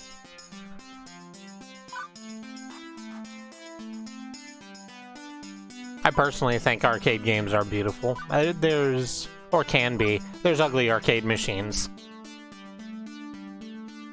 But, so we do have an arcade that we haven't been to since, you know, the times began. But they have a whole bunch of pinball machines, and specifically they have one called Dragon. It's a very, very old machine. It's almost all like just hard mechanical. There's no digital in it whatsoever. And like even the Dragon sounds that come out of it are made out of like Atari sound chips or something similar. Yeah, it's mostly vibrating things. And there's just so much art on it because they had to go just absolutely ham on the art. And it's very cool. I'm picking this middle one. The way she stared lovingly at this, well, honestly, this box of wood and circuits and vacuum tubes and stuff, I think I understand. It was made to be one whole thing. The art, the style, and of course the game itself, all of it's part of the same experience. Everything about this game is the game. If you run it on an emulator or on a game console instead, it's made lesser. Yeah, I guess I can see it. It's beautiful in its own way. Oh, good. Naomi lights up with joy like a pinball machine, all twinkly and shiny. Woohoo! Finally, so few people rarely understand the beauty of a classic arcade game. Having someone I can talk to about this stuff is going to be great, especially with that jerk Gavin running the numbers. Gavin? What's wrong with Gavin? Okay. I don't know. Well, don't get me wrong, I can get along with him generally, but his whole attitude is just... Ugh. Ugh. All he really cares about is money. He keeps the arcade running, yeah, but I just know that if he had his way, he'd gut the whole place. If anybody's going to ruin the Funplex, it's him. Mark my words, it's inevitable. That doesn't sound right. He seemed easy enough to get along with, and what's more, Gavin gave me that whole speech about protecting their dreams. This looks like a pretty sore point here, a long-standing argument that the new Gauch really shouldn't get involved with. And yet I am involved, aren't I? I have to work with both Naomi and Gavin. I'm not sure I should prod at it, but I kinda want to know, too. Do we not rock the boat? Don't rock the boat, baby. Rock the boat, don't tip the boat over. Do we clear the air and find out more, or do we just let her keep talking? Oh no, Naomi versus Gavin, final destination, no items. Let her keep talking, says Mox, just to do the... let her vent. Andy agrees. We're just gonna jam on that one then. I just get so mad thinking about what evil money-minded schemes he's probably cooking up. No. Nope. Nope, not gonna get worked up. Besides, it's not right of me to dump all of this workplace gossip right on the head of the newbie. You seem like a good person, and you love arcade games like I do. Right, let's get back to work, shall we? Now for the less fun part. You seem a strong, strapping kind of gal. Well, a strong gal, at least. Well, you're a gal. That's enough. Okay. I'm semi-insulted, then? Okay, let's get to it. Right, a little to the left now. My left, you're right, careful. Now forward, right, correct. I mean, not to turn to the right. Keep it coming, and... There, carefully tip it into place. Victory! I gently ease the rolling dolly forward, the giant wooden box slotting into place alongside its neighbors. The two-wheeled dolly makes it easier, but hardly easy, especially with Naomi fretting over her baby getting scratched, or worse, falling over. But with the work done, she's all smiles again. Yeah! Okay, glad to be done with that one. I swear I've been working on that monitor for ages. Those tubes are finicky as heck, and I'm still not totally satisfied with the flyback, but... Thanks for helping me out. I think you're gonna do just great here. Happy to... Oh, right. Stomach growling. Food required. Except... I wasn't expecting to actually be working today. I forgot to pack a lunch. When you have pizza on a bagel... Now, I'm just talking here, but if you had a pizza on a bagel... Shut up. Hey, so any good restaurants in walking distance? I think that bookstore next door sells donuts and stuff, but... Oh, no, not really, unfortunately. I mean, there's a cheapo wub-sub sandwich place, but even that stuff is super tasty. You don't want to go there. You need to eat healthy. Hey, I know. Wait right here. Iris is just gonna keep ringing that bell till someone answers the call. The call of the circular snack food. And she's off, scurrying back to her hidey hole. And she's back, scurrying out from her hidey hole. Lunchtime, here you go. She presses a boxed lunch into my hands. It's a bento box. I learned how to make them from my mom, who learned them from her mom back when they lived in Japan. Rice and pickles and all sorts of good healthy things. Wait, you're giving me your lunch? Yeah, sure, why not? And yet when I first walked in as a stranger, she looked super uncomfortable with me. That escalated quickly. What'll you have for lunch then? Oh, I can just get some nachos from the vending machine or go hit the whole story next door. I've got a book delivery to pick up anyway. You said eating healthy was important? See ya! See you! I can't help but think she was just looking for an excuse to go get some junk food instead. Naomi definitely reminds me of some of the friends I made back in school. A little weird, a little obsessive about things, but charmingly so. We seem to think alike in a lot of ways. I think we'll get along just fine. But am I silly to hold out hope for, I don't know, more?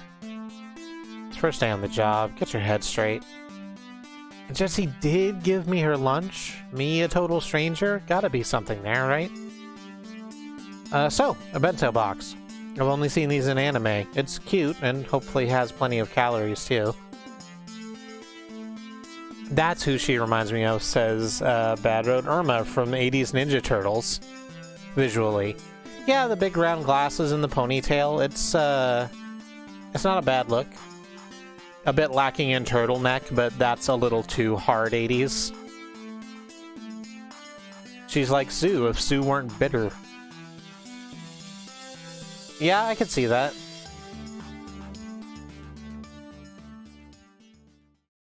Friend lunch. I just want to hug you. This is not a sex lunch. Listen. That's fine. It doesn't have to be a sex lunch. The room where I had my bizarre job interview will suffice for food times. It's not much, a few folding chairs and a kitchenette, but it'll do. Utterly famished by this point, I have a seat and unpack my loaned lunch.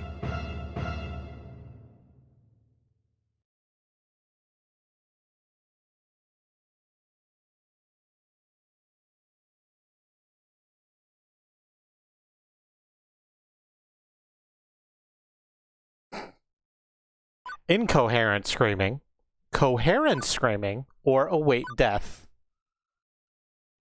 Is this puppy? I don't know how much puppy this is.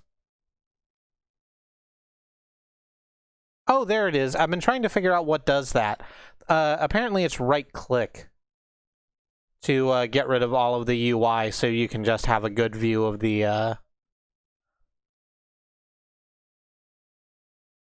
of this. What do we scream, coherent screaming.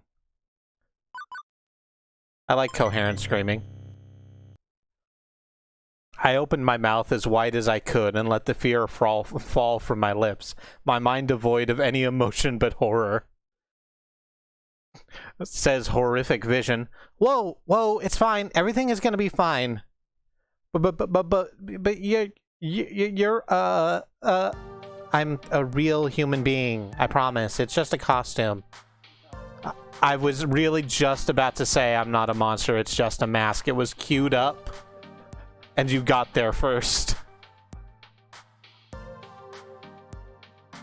Hey, so I'm sorry if I traumatized you. Really? Can we start over, maybe? I nod my head slowly, although that could just be muscle spasms from being in shock. I'm Ashley. Oh no, it's TV's Ashley Johnson. I don't know who that is. Is it really TV's Ashley Johnson? Because her name is Ashley. I don't know what this is that's happening. I'm going to continue the dialogue while I wait for the answers. And I'm Kristi. I'm also Pinky, the Funplex Flamingo. It's my secret, yet not so secret identity. The Funplex what now? This is almost too much to take in. Gavin was a bit of a lot. Naomi was off the scale cheerful. I've met some really intense people so far. Did you sneak into the employee section just to get my autograph? Me? No. Oh, I thought you would recognize Pinky from all the signs around the arcade. Pinky is the mascot of the Funplex after all. Oh, no, that's not what I meant at all. I mean, I work here. You work here? Since when? Today? This morning, to be specific.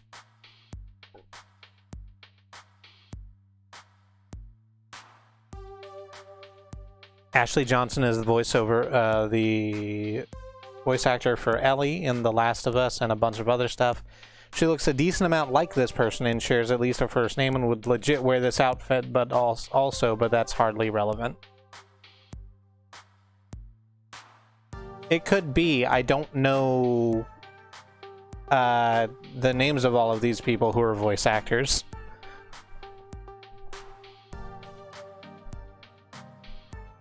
Oh, awesome! Welcome to the Funplex! I think I didn't read that at all. I mean, it would have been way cooler if you were just so enamored with the chibi flamingo creature plastered on every wall that you had to know more. Let's see. You could have stealthily maneuvered your way through all the games, sliding right on up to the employee '(s) only door. But how did you get the door code? Ooh. Of course. Yeah, you would have collected the password on a piece of paper that fell from Gavin's pockets. You searched your heart and decided that 4-digit number had to be the intel you needed. Let's see. Next, you needed to lie in wait for the opportune moment to punch in that secret key code, just to find me. It just keeps going and going. She's definitely passionate about this fictional scenario. Ashley's got quite the imagination, all right. Is that how I come across to people, as a creepy trespasser?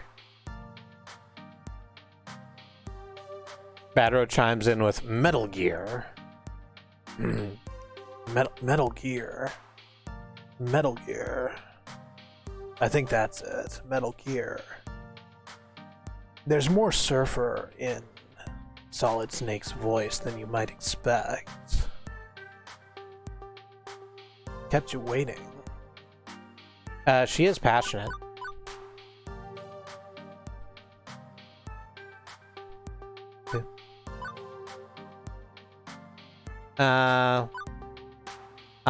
Passion. That's it. That's it. That's how we're spinning it. She's passionate about this deeply fictional scenario. The way she just takes an idea runs with it. A lot of people might find that weird, but I kind of dig it. It shows a lot of imagination. I wonder if she's a writer or something. And how would you have snuck out, I wonder? I could have helped, but for a price.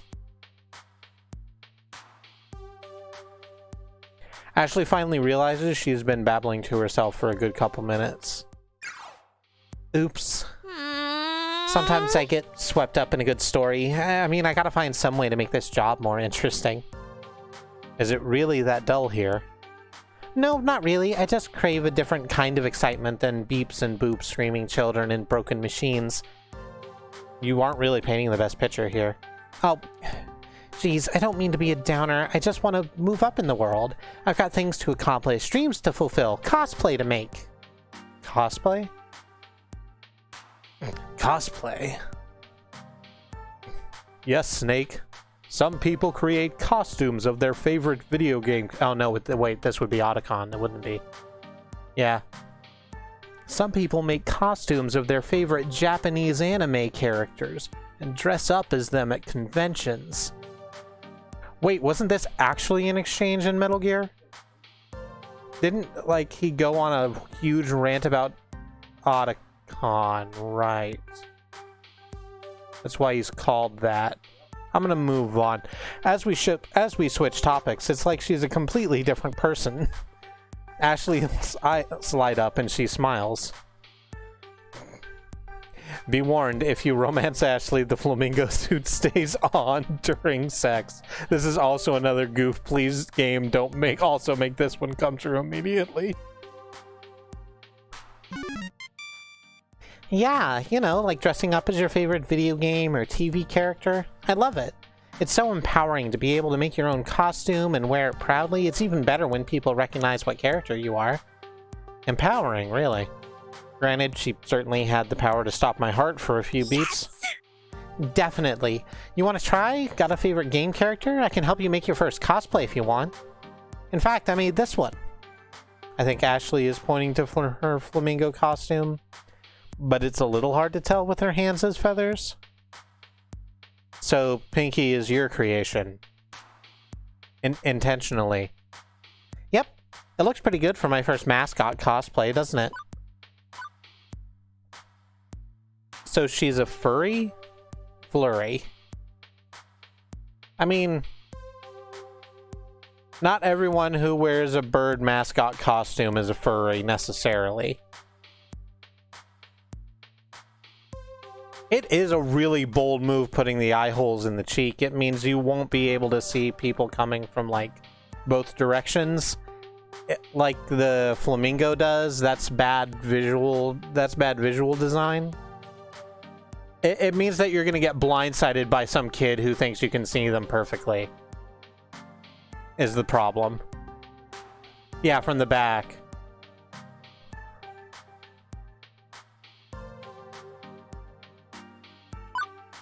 I would probably stitch my hands together if I tried to do a cosplay. If you were going for terrifying, then yes. I don't know heads from tails, but I can appreciate it.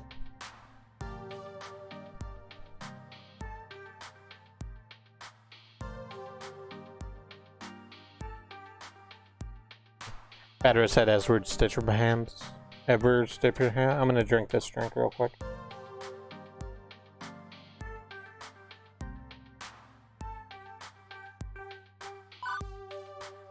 Either top or bottom, bird decision. Well, that's two for up here is acceptable. I think we'll just grab that. I'm all thumbs when it comes to stuff like that. Literally, if I get enough thread running between them. I'm pretty impressed, though. Naomi was going on about the craftsmanship of games. Clearly, you're digging on the craftsmanship of costumes. Aw, thanks. It's nice when hard work is appreciated. I wear it around the Funplex to liven up the crowds and get people pumped to play some games, and the kids seem to adore it. That makes sense. Although the arcade has been completely dead so far, no crowds to pump up or kids to be adored by. Hey, secret between you and me? Ashley motions for me to come closer. She leans in, glances around the room once, and then talks in a hushed tone. I did some repairs on Pinky overnight. I had to restitch the left arm, and I was giving her an old test drive to make sure it doesn't fall off. Huh. Limbs falling off seems bad. Oh, it was. Yesterday I was dancing with a little girl, must have been like 5, 6 years max. Anyway, we were next to a Showtime stage when she tugged on my arm and whoosh! Off came the arm. The girl instantly just started bawling. Well, at least you are consistently scaring people, and it's not just me. Nope. Hey now, I don't want that to happen again. I felt so bad. But enough about me, what about you? So you're Carl's replacement? I guess so. I'm the new floor attendant. I attend to the floor.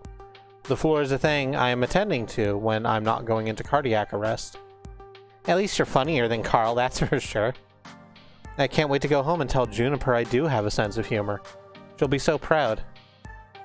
I assume you've already met Francine, but have you had a chance to meet Gavin and Naomi yet? Yeah, I met them already, although it seems like they aren't too keen on each other. Right? Ashley rolls her eyes and lets out a sigh. I wish they would just hurry up and make out already. Yeah. Wait, what? Seriously? Are they going out? Haha, nope. But they always bicker like an old married couple. It's the classic anime cliche. The ones who always fight end up together. Mark my words, Kristi. Consider them marked. Beep beep. What's that sound? I set an alarm for when my lunch break was over. Time to go back to the grindstone. I didn't even get a chance to eat. No! Well, that's no good. Kristi needs her calories. You eat up. I'll go watch the floor. In fact, how about I take over the ticket desk for the next shift? You can do my job and wander the floor a bit.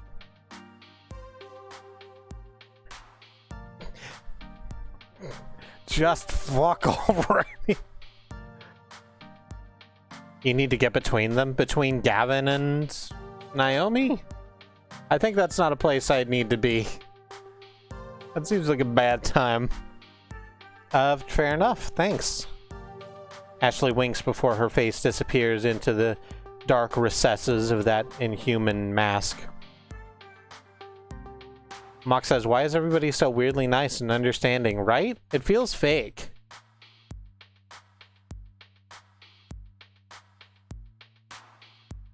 As I'm wolfing down rice in the shape of a little heart, wow, it occurs to me I didn't actually ponder my first impressions of Ashley yet. Let's see. She's pretty amazing. I like her enthusiasm about her art. Or, Ashley's got a lot going on in that head of hers. I just don't understand it at all. Or, Ashley is a total cutie and I'm all aboard the Pinky train. Choo choo. Welcome to the queer lower class. They're all poor and gay. And that's why no one's mean. Why do you think this was calculated as a 99.97% chance of success? She knew everyone here was nice now that Carl's gone. Mox heard Katie do a choo-choo. She's pretty cool. I also think she's pretty cool. Are we thinking pretty cool or are we thinking like choo-choo? Katie's very enthusiastically giving me the train pull motion.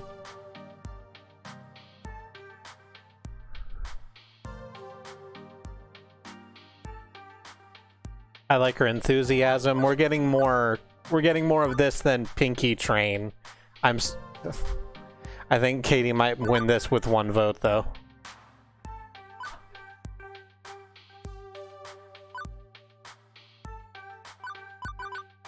Boop, boop, boop, boop, boop, boop, boop. Okay, fine. I don't do this a lot, but my wife says I have to choose Choo Choo Train.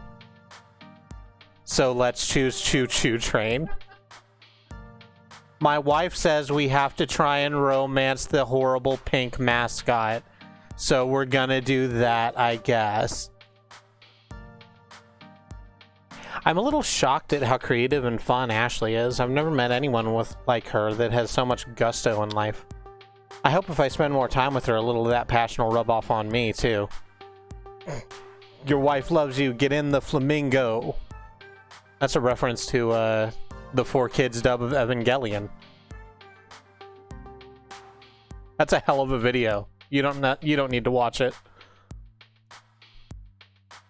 Anyway, with lunch in my belly and break time complete, the second half of my workday began.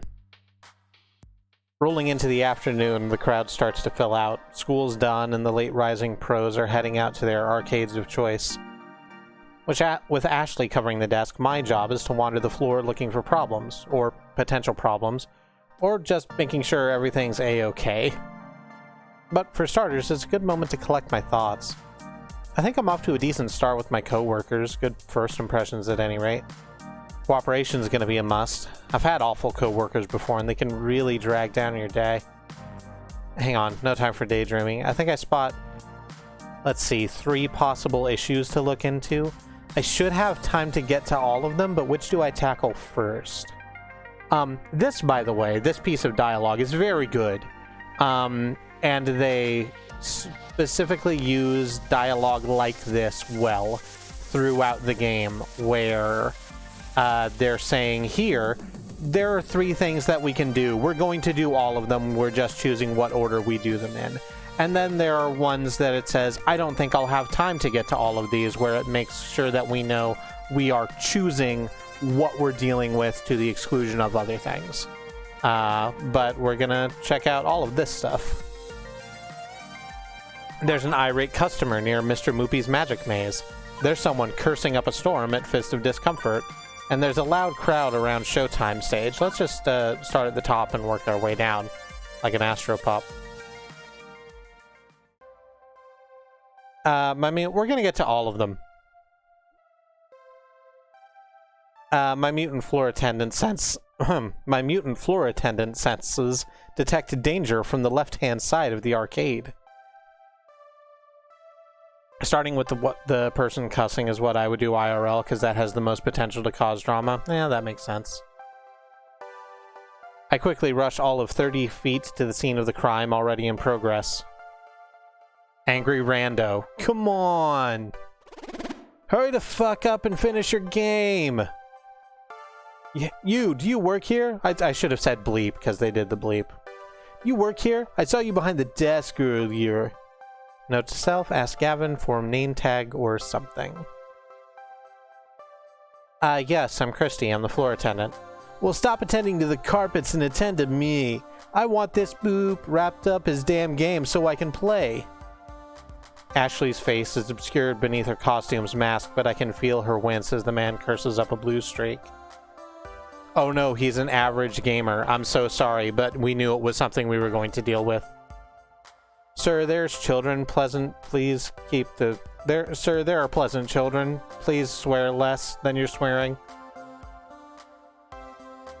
You kick this fat piece of boop all the way off this game, and I'll sing Mary Had a Little Lamb all you want. Figuring I ought to hear the fat piece of boop's side of the story before rushing to a judgment, I tap the player on the shoulder. And he doesn't even notice my tapping. So I tap again. Twice. Sir, there are other players waiting to give Mr. Moopy's Magic Maze a spin. Curiously, the player looks up at the game's marquee, thank you Naomi, which reads simply, Moopy! ! You know the game's full name? Sure, I played it a lot when I was a kid. It's actually called Mr. Moopy's Magic Maze, right? Wizards and pellets and monsters and stuff? Yeah. A bit terse as he's laser focused on the game, and I can see why. He's currently sitting on 714,900 points. Holy crap, that's a heck of a high score. Or as this other guy would probably put it, holy boop, that's a boop of a high score. Oh no, he's almost to the kill screen. Excuse me. Right. Sir, can you please wrap up your game? No. I'm keeping good pace here. Plenty of lives restart. He has a accent. That's why I'm doing an accent. Plenty of lives stalked on par for getting close to the world record before the kill screen. Somehow the thick arcade jargon sounds classier when draped in his British accent, like I'm watching some documentary program with an E on the BBC. Yeah, but this is a public arcade. Other folks want to play the games too. He finishes clearing the current board while pondering the predicament. Hey there, Riz. Kill stream's coming up, if anyone's interested. Donkey Kong kill screen coming up. Okay. At first, I think he's stepping away to end the game, but he's letting his stock of 50 extra dudes slowly deplete as he pulls out his wallet. Without pause, he pulls out $3,000 in cash and holds it out. Will this cover it? For a moment, I flash back to that movie where some dude pays another dude to sleep with his wife, and they roll around in a bed covered in money and, Cover what, exactly? The cost of the game. The game itself. I have never seen this much raw cash in one place at any time. It's not even in 20s. Dude's rolling in Benjamins. One moment, please. I'm on it. Fortunately, Iris already has my Messenger app open for me with Gavin's contact info preloaded. With trembling fingers, I key in, "Customer wants to buy Moopy for $3K, what do?" In less than a minute, I have my response. Considering we paid $200 for it plus parts, yes, absolutely yes, sell that relic immediately. Well, okay then. Although, how's Naomi gonna react to this? Offloading one of her darlings just because Gavin wants to make a 15-fold profit? It also feels kind of weird to be taking advantage of this guy's lack of a grasp on the real cost of an old arcade machine. I knew all this workplace drama was going to catch up to me at some point, but with this rando breathing down my neck, I gotta make a decision. The game was worth $200, but I'm not sure we should sell. $3,000 sounds about right, it's yours. I'm not sure if we should sell the game. Heck yes, Gavin, way to be the ball on tap. I can see why she would hate him. I would not sell it. It's not yours or Gavin's to sell. I mean, Gavin's the business manager. Presumably, this is the sort of decision he makes.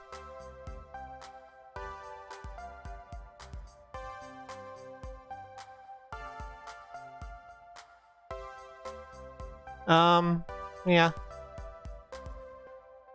We can buy a new one. Also, it will piss off Nathan Explosion's evil twin. You are going to anger everyone but Gavin if you sell this. Huh.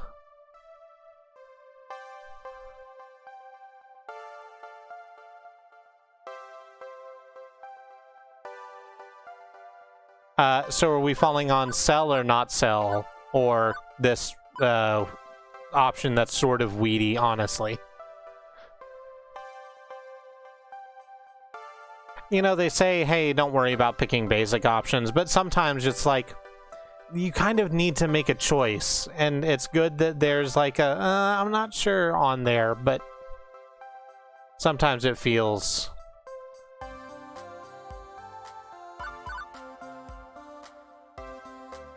Katie's voting no sale. Option A is both honest and not strictly committal.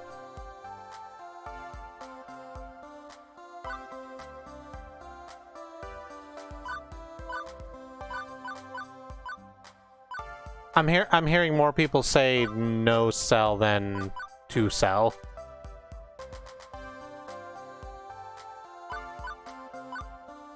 So I'm gonna hit this one. It's an older game and actually only cost us about $200, but well, it's a part of the arcade, sir. I expect this apparent gazillionaire to protest at not getting his way, but he's smiling. You're right. This is Mr. Moopy's home, after all. Let's compromise. I'll pay you $1,000 American and own the game, but you keep it here. And in return, I get to play so long as I want, provided nobody's already playing. That way I can keep chasing the score, but your arcade stays whole. I'd hate to break up a loving family. Naomi will be really relieved to hear that. Even if Gavin may flay me for passing up $2,000. Good. I'd hate to make Naomi cry. How could I live with myself? Which leaves the rando hopping mad. To be fair, we had both kind of been ignoring that he exists. What the boop, man? What kind of an Oh, right, you had the Stinko Man voice. What kind of an arcade is this, anyway? Boop this. I'm going to Deco's Palace. And we just lost a customer. Stomping his way out of the door. Stomp, stomp, stomp.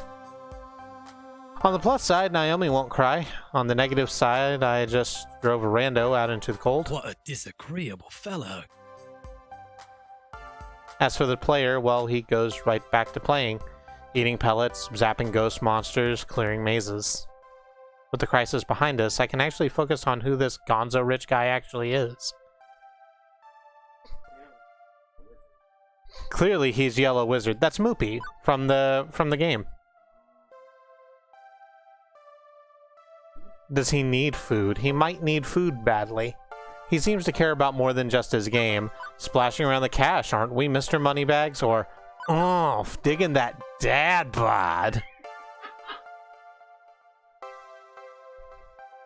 We were going to lose a customer either way. We lost the bad one. Yeah, we don't want gamers in our gamer box.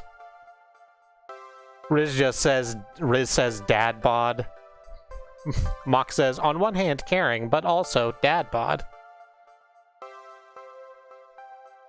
I think Andy also, like, specifically mentioned the dad bod earlier. We're gonna go down that road, I think.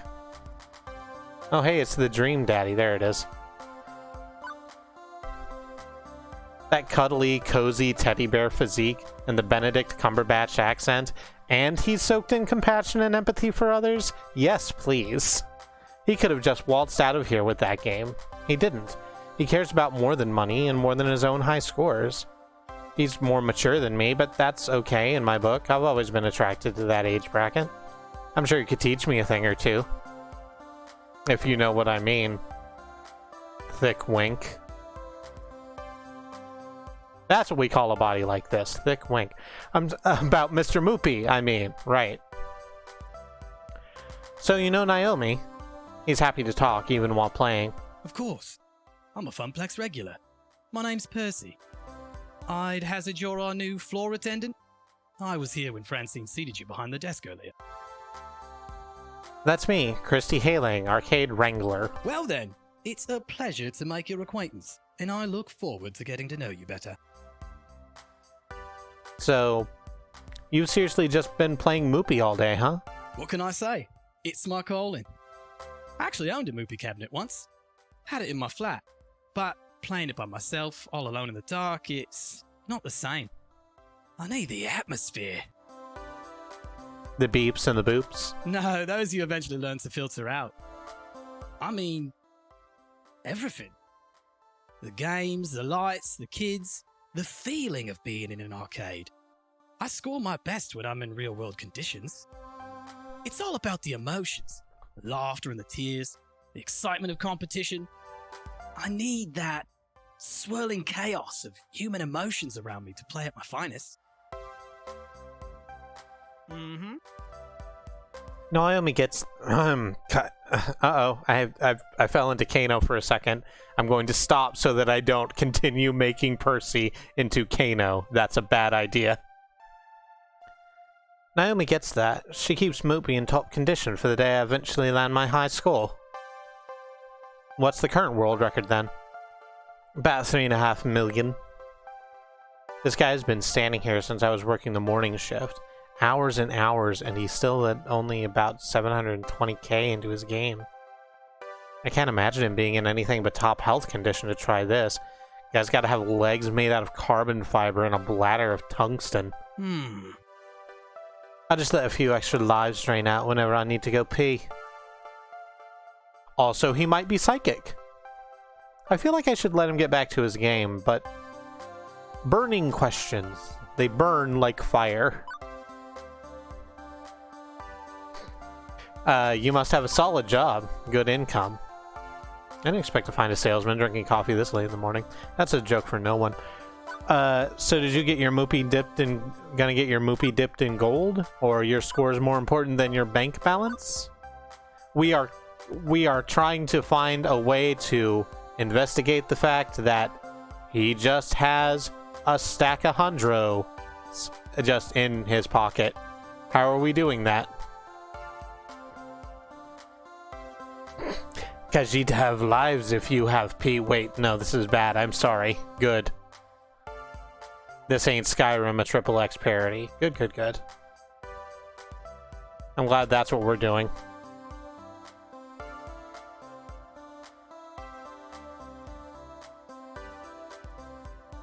Anyone have opinions about this thing?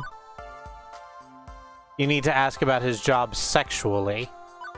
Gonna get your moopy dipped in gold is probably the most sexual of these. It's like, you know, you ever seen Goldfinger? It turns out she didn't die. That's a myth. That's the horniest option, and I support it. A solid job. I'm not sure I understand the moopy dipped in gold. Unless it's like dip. No, it's not. This is not actually sexual in any way. This set of terms here. We're doing a goof on this bit. It was me tossing around green like that. I'd have my game coated in solid gold and encrusted with diamonds. Gold's heavy. It'd break through the floor. At mentioning money, he loses interest. Not that he's annoyed. He's just far more focused on his maze than any financial tips. But, you know, it'd be shiny, right? Right? Huh? Don't think so. I don't throw around money to impress people. Money removes obstacles, nothing more, nothing less. It's a tool like any other. I do day trading, stocks and bonds, but I'm here for Moopy, not to offer fiscal advice. Right. My ill-fated attempts at humor piffling out, I decide to let it go. He's getting more and more distracted by the game. I should leave him be. I have to do a thing about a thing. I'll be seeing you, Miss Hayling. Yet another weird encounter in a string of weird encounters. I can't help but wear a goofy grin as I walk away. A hot guy with a big heart? Yep. Still my type. Still, I shouldn't get ahead of myself here. He's a Funplex regular. Let's keep an eye on him. Preferably two. Let's see, what to handle next. So we're gonna stop here before we move on to the next thing. Next time we'll jump to the Fist of Discomfort machine, I think. And we'll meet two other characters who are just as hot in different ways, because that's what a visual novel is like. It's incredible out here. I'm gonna hit some... Kristi, you told me that the cute train would have many cars and I still was not prepared. Listen, I tried to be helpful. I'm gonna hit the save button. And we'll go over here.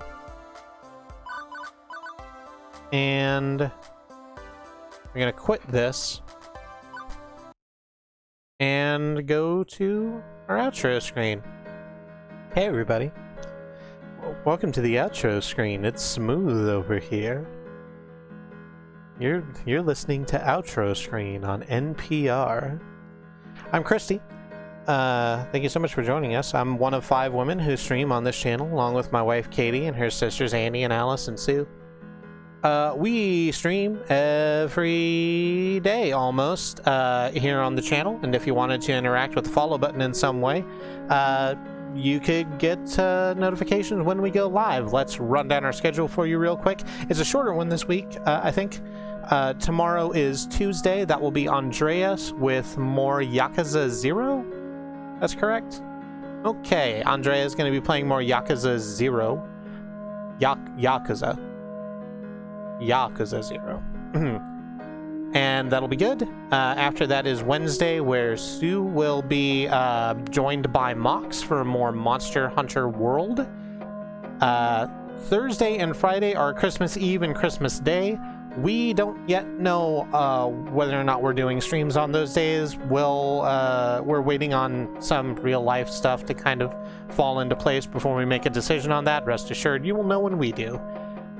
Saturday is our usual day off, and then Sunday will be our community day stream with a bunch of people playing games together, and then Monday I'll loop back around to me with more of this.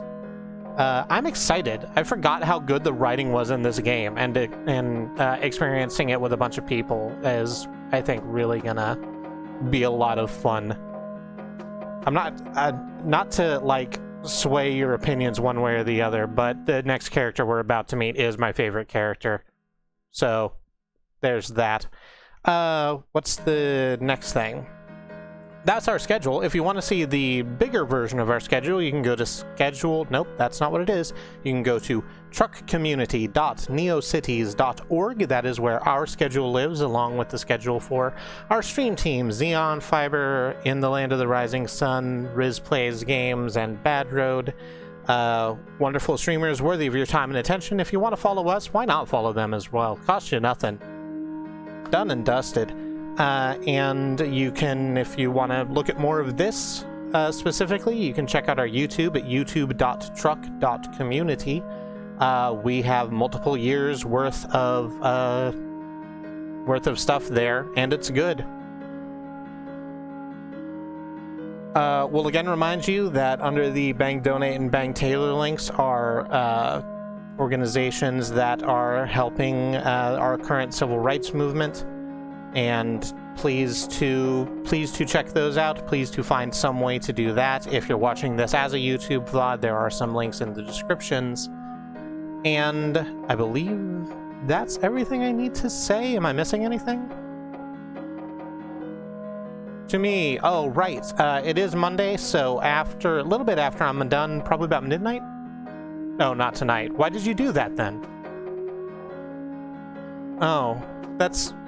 I had an expectation. So, in addition to the stuff I just said for the schedule, Alice has been playing Xenoblade Chronicles on the late shift, around about midnight, but apparently that's not happening tonight. Yeah, I think that's everything. Thank you so much for joining me, and until I see you next time, stay safe. One of these buttons stopped streaming, swear to God. It's this one.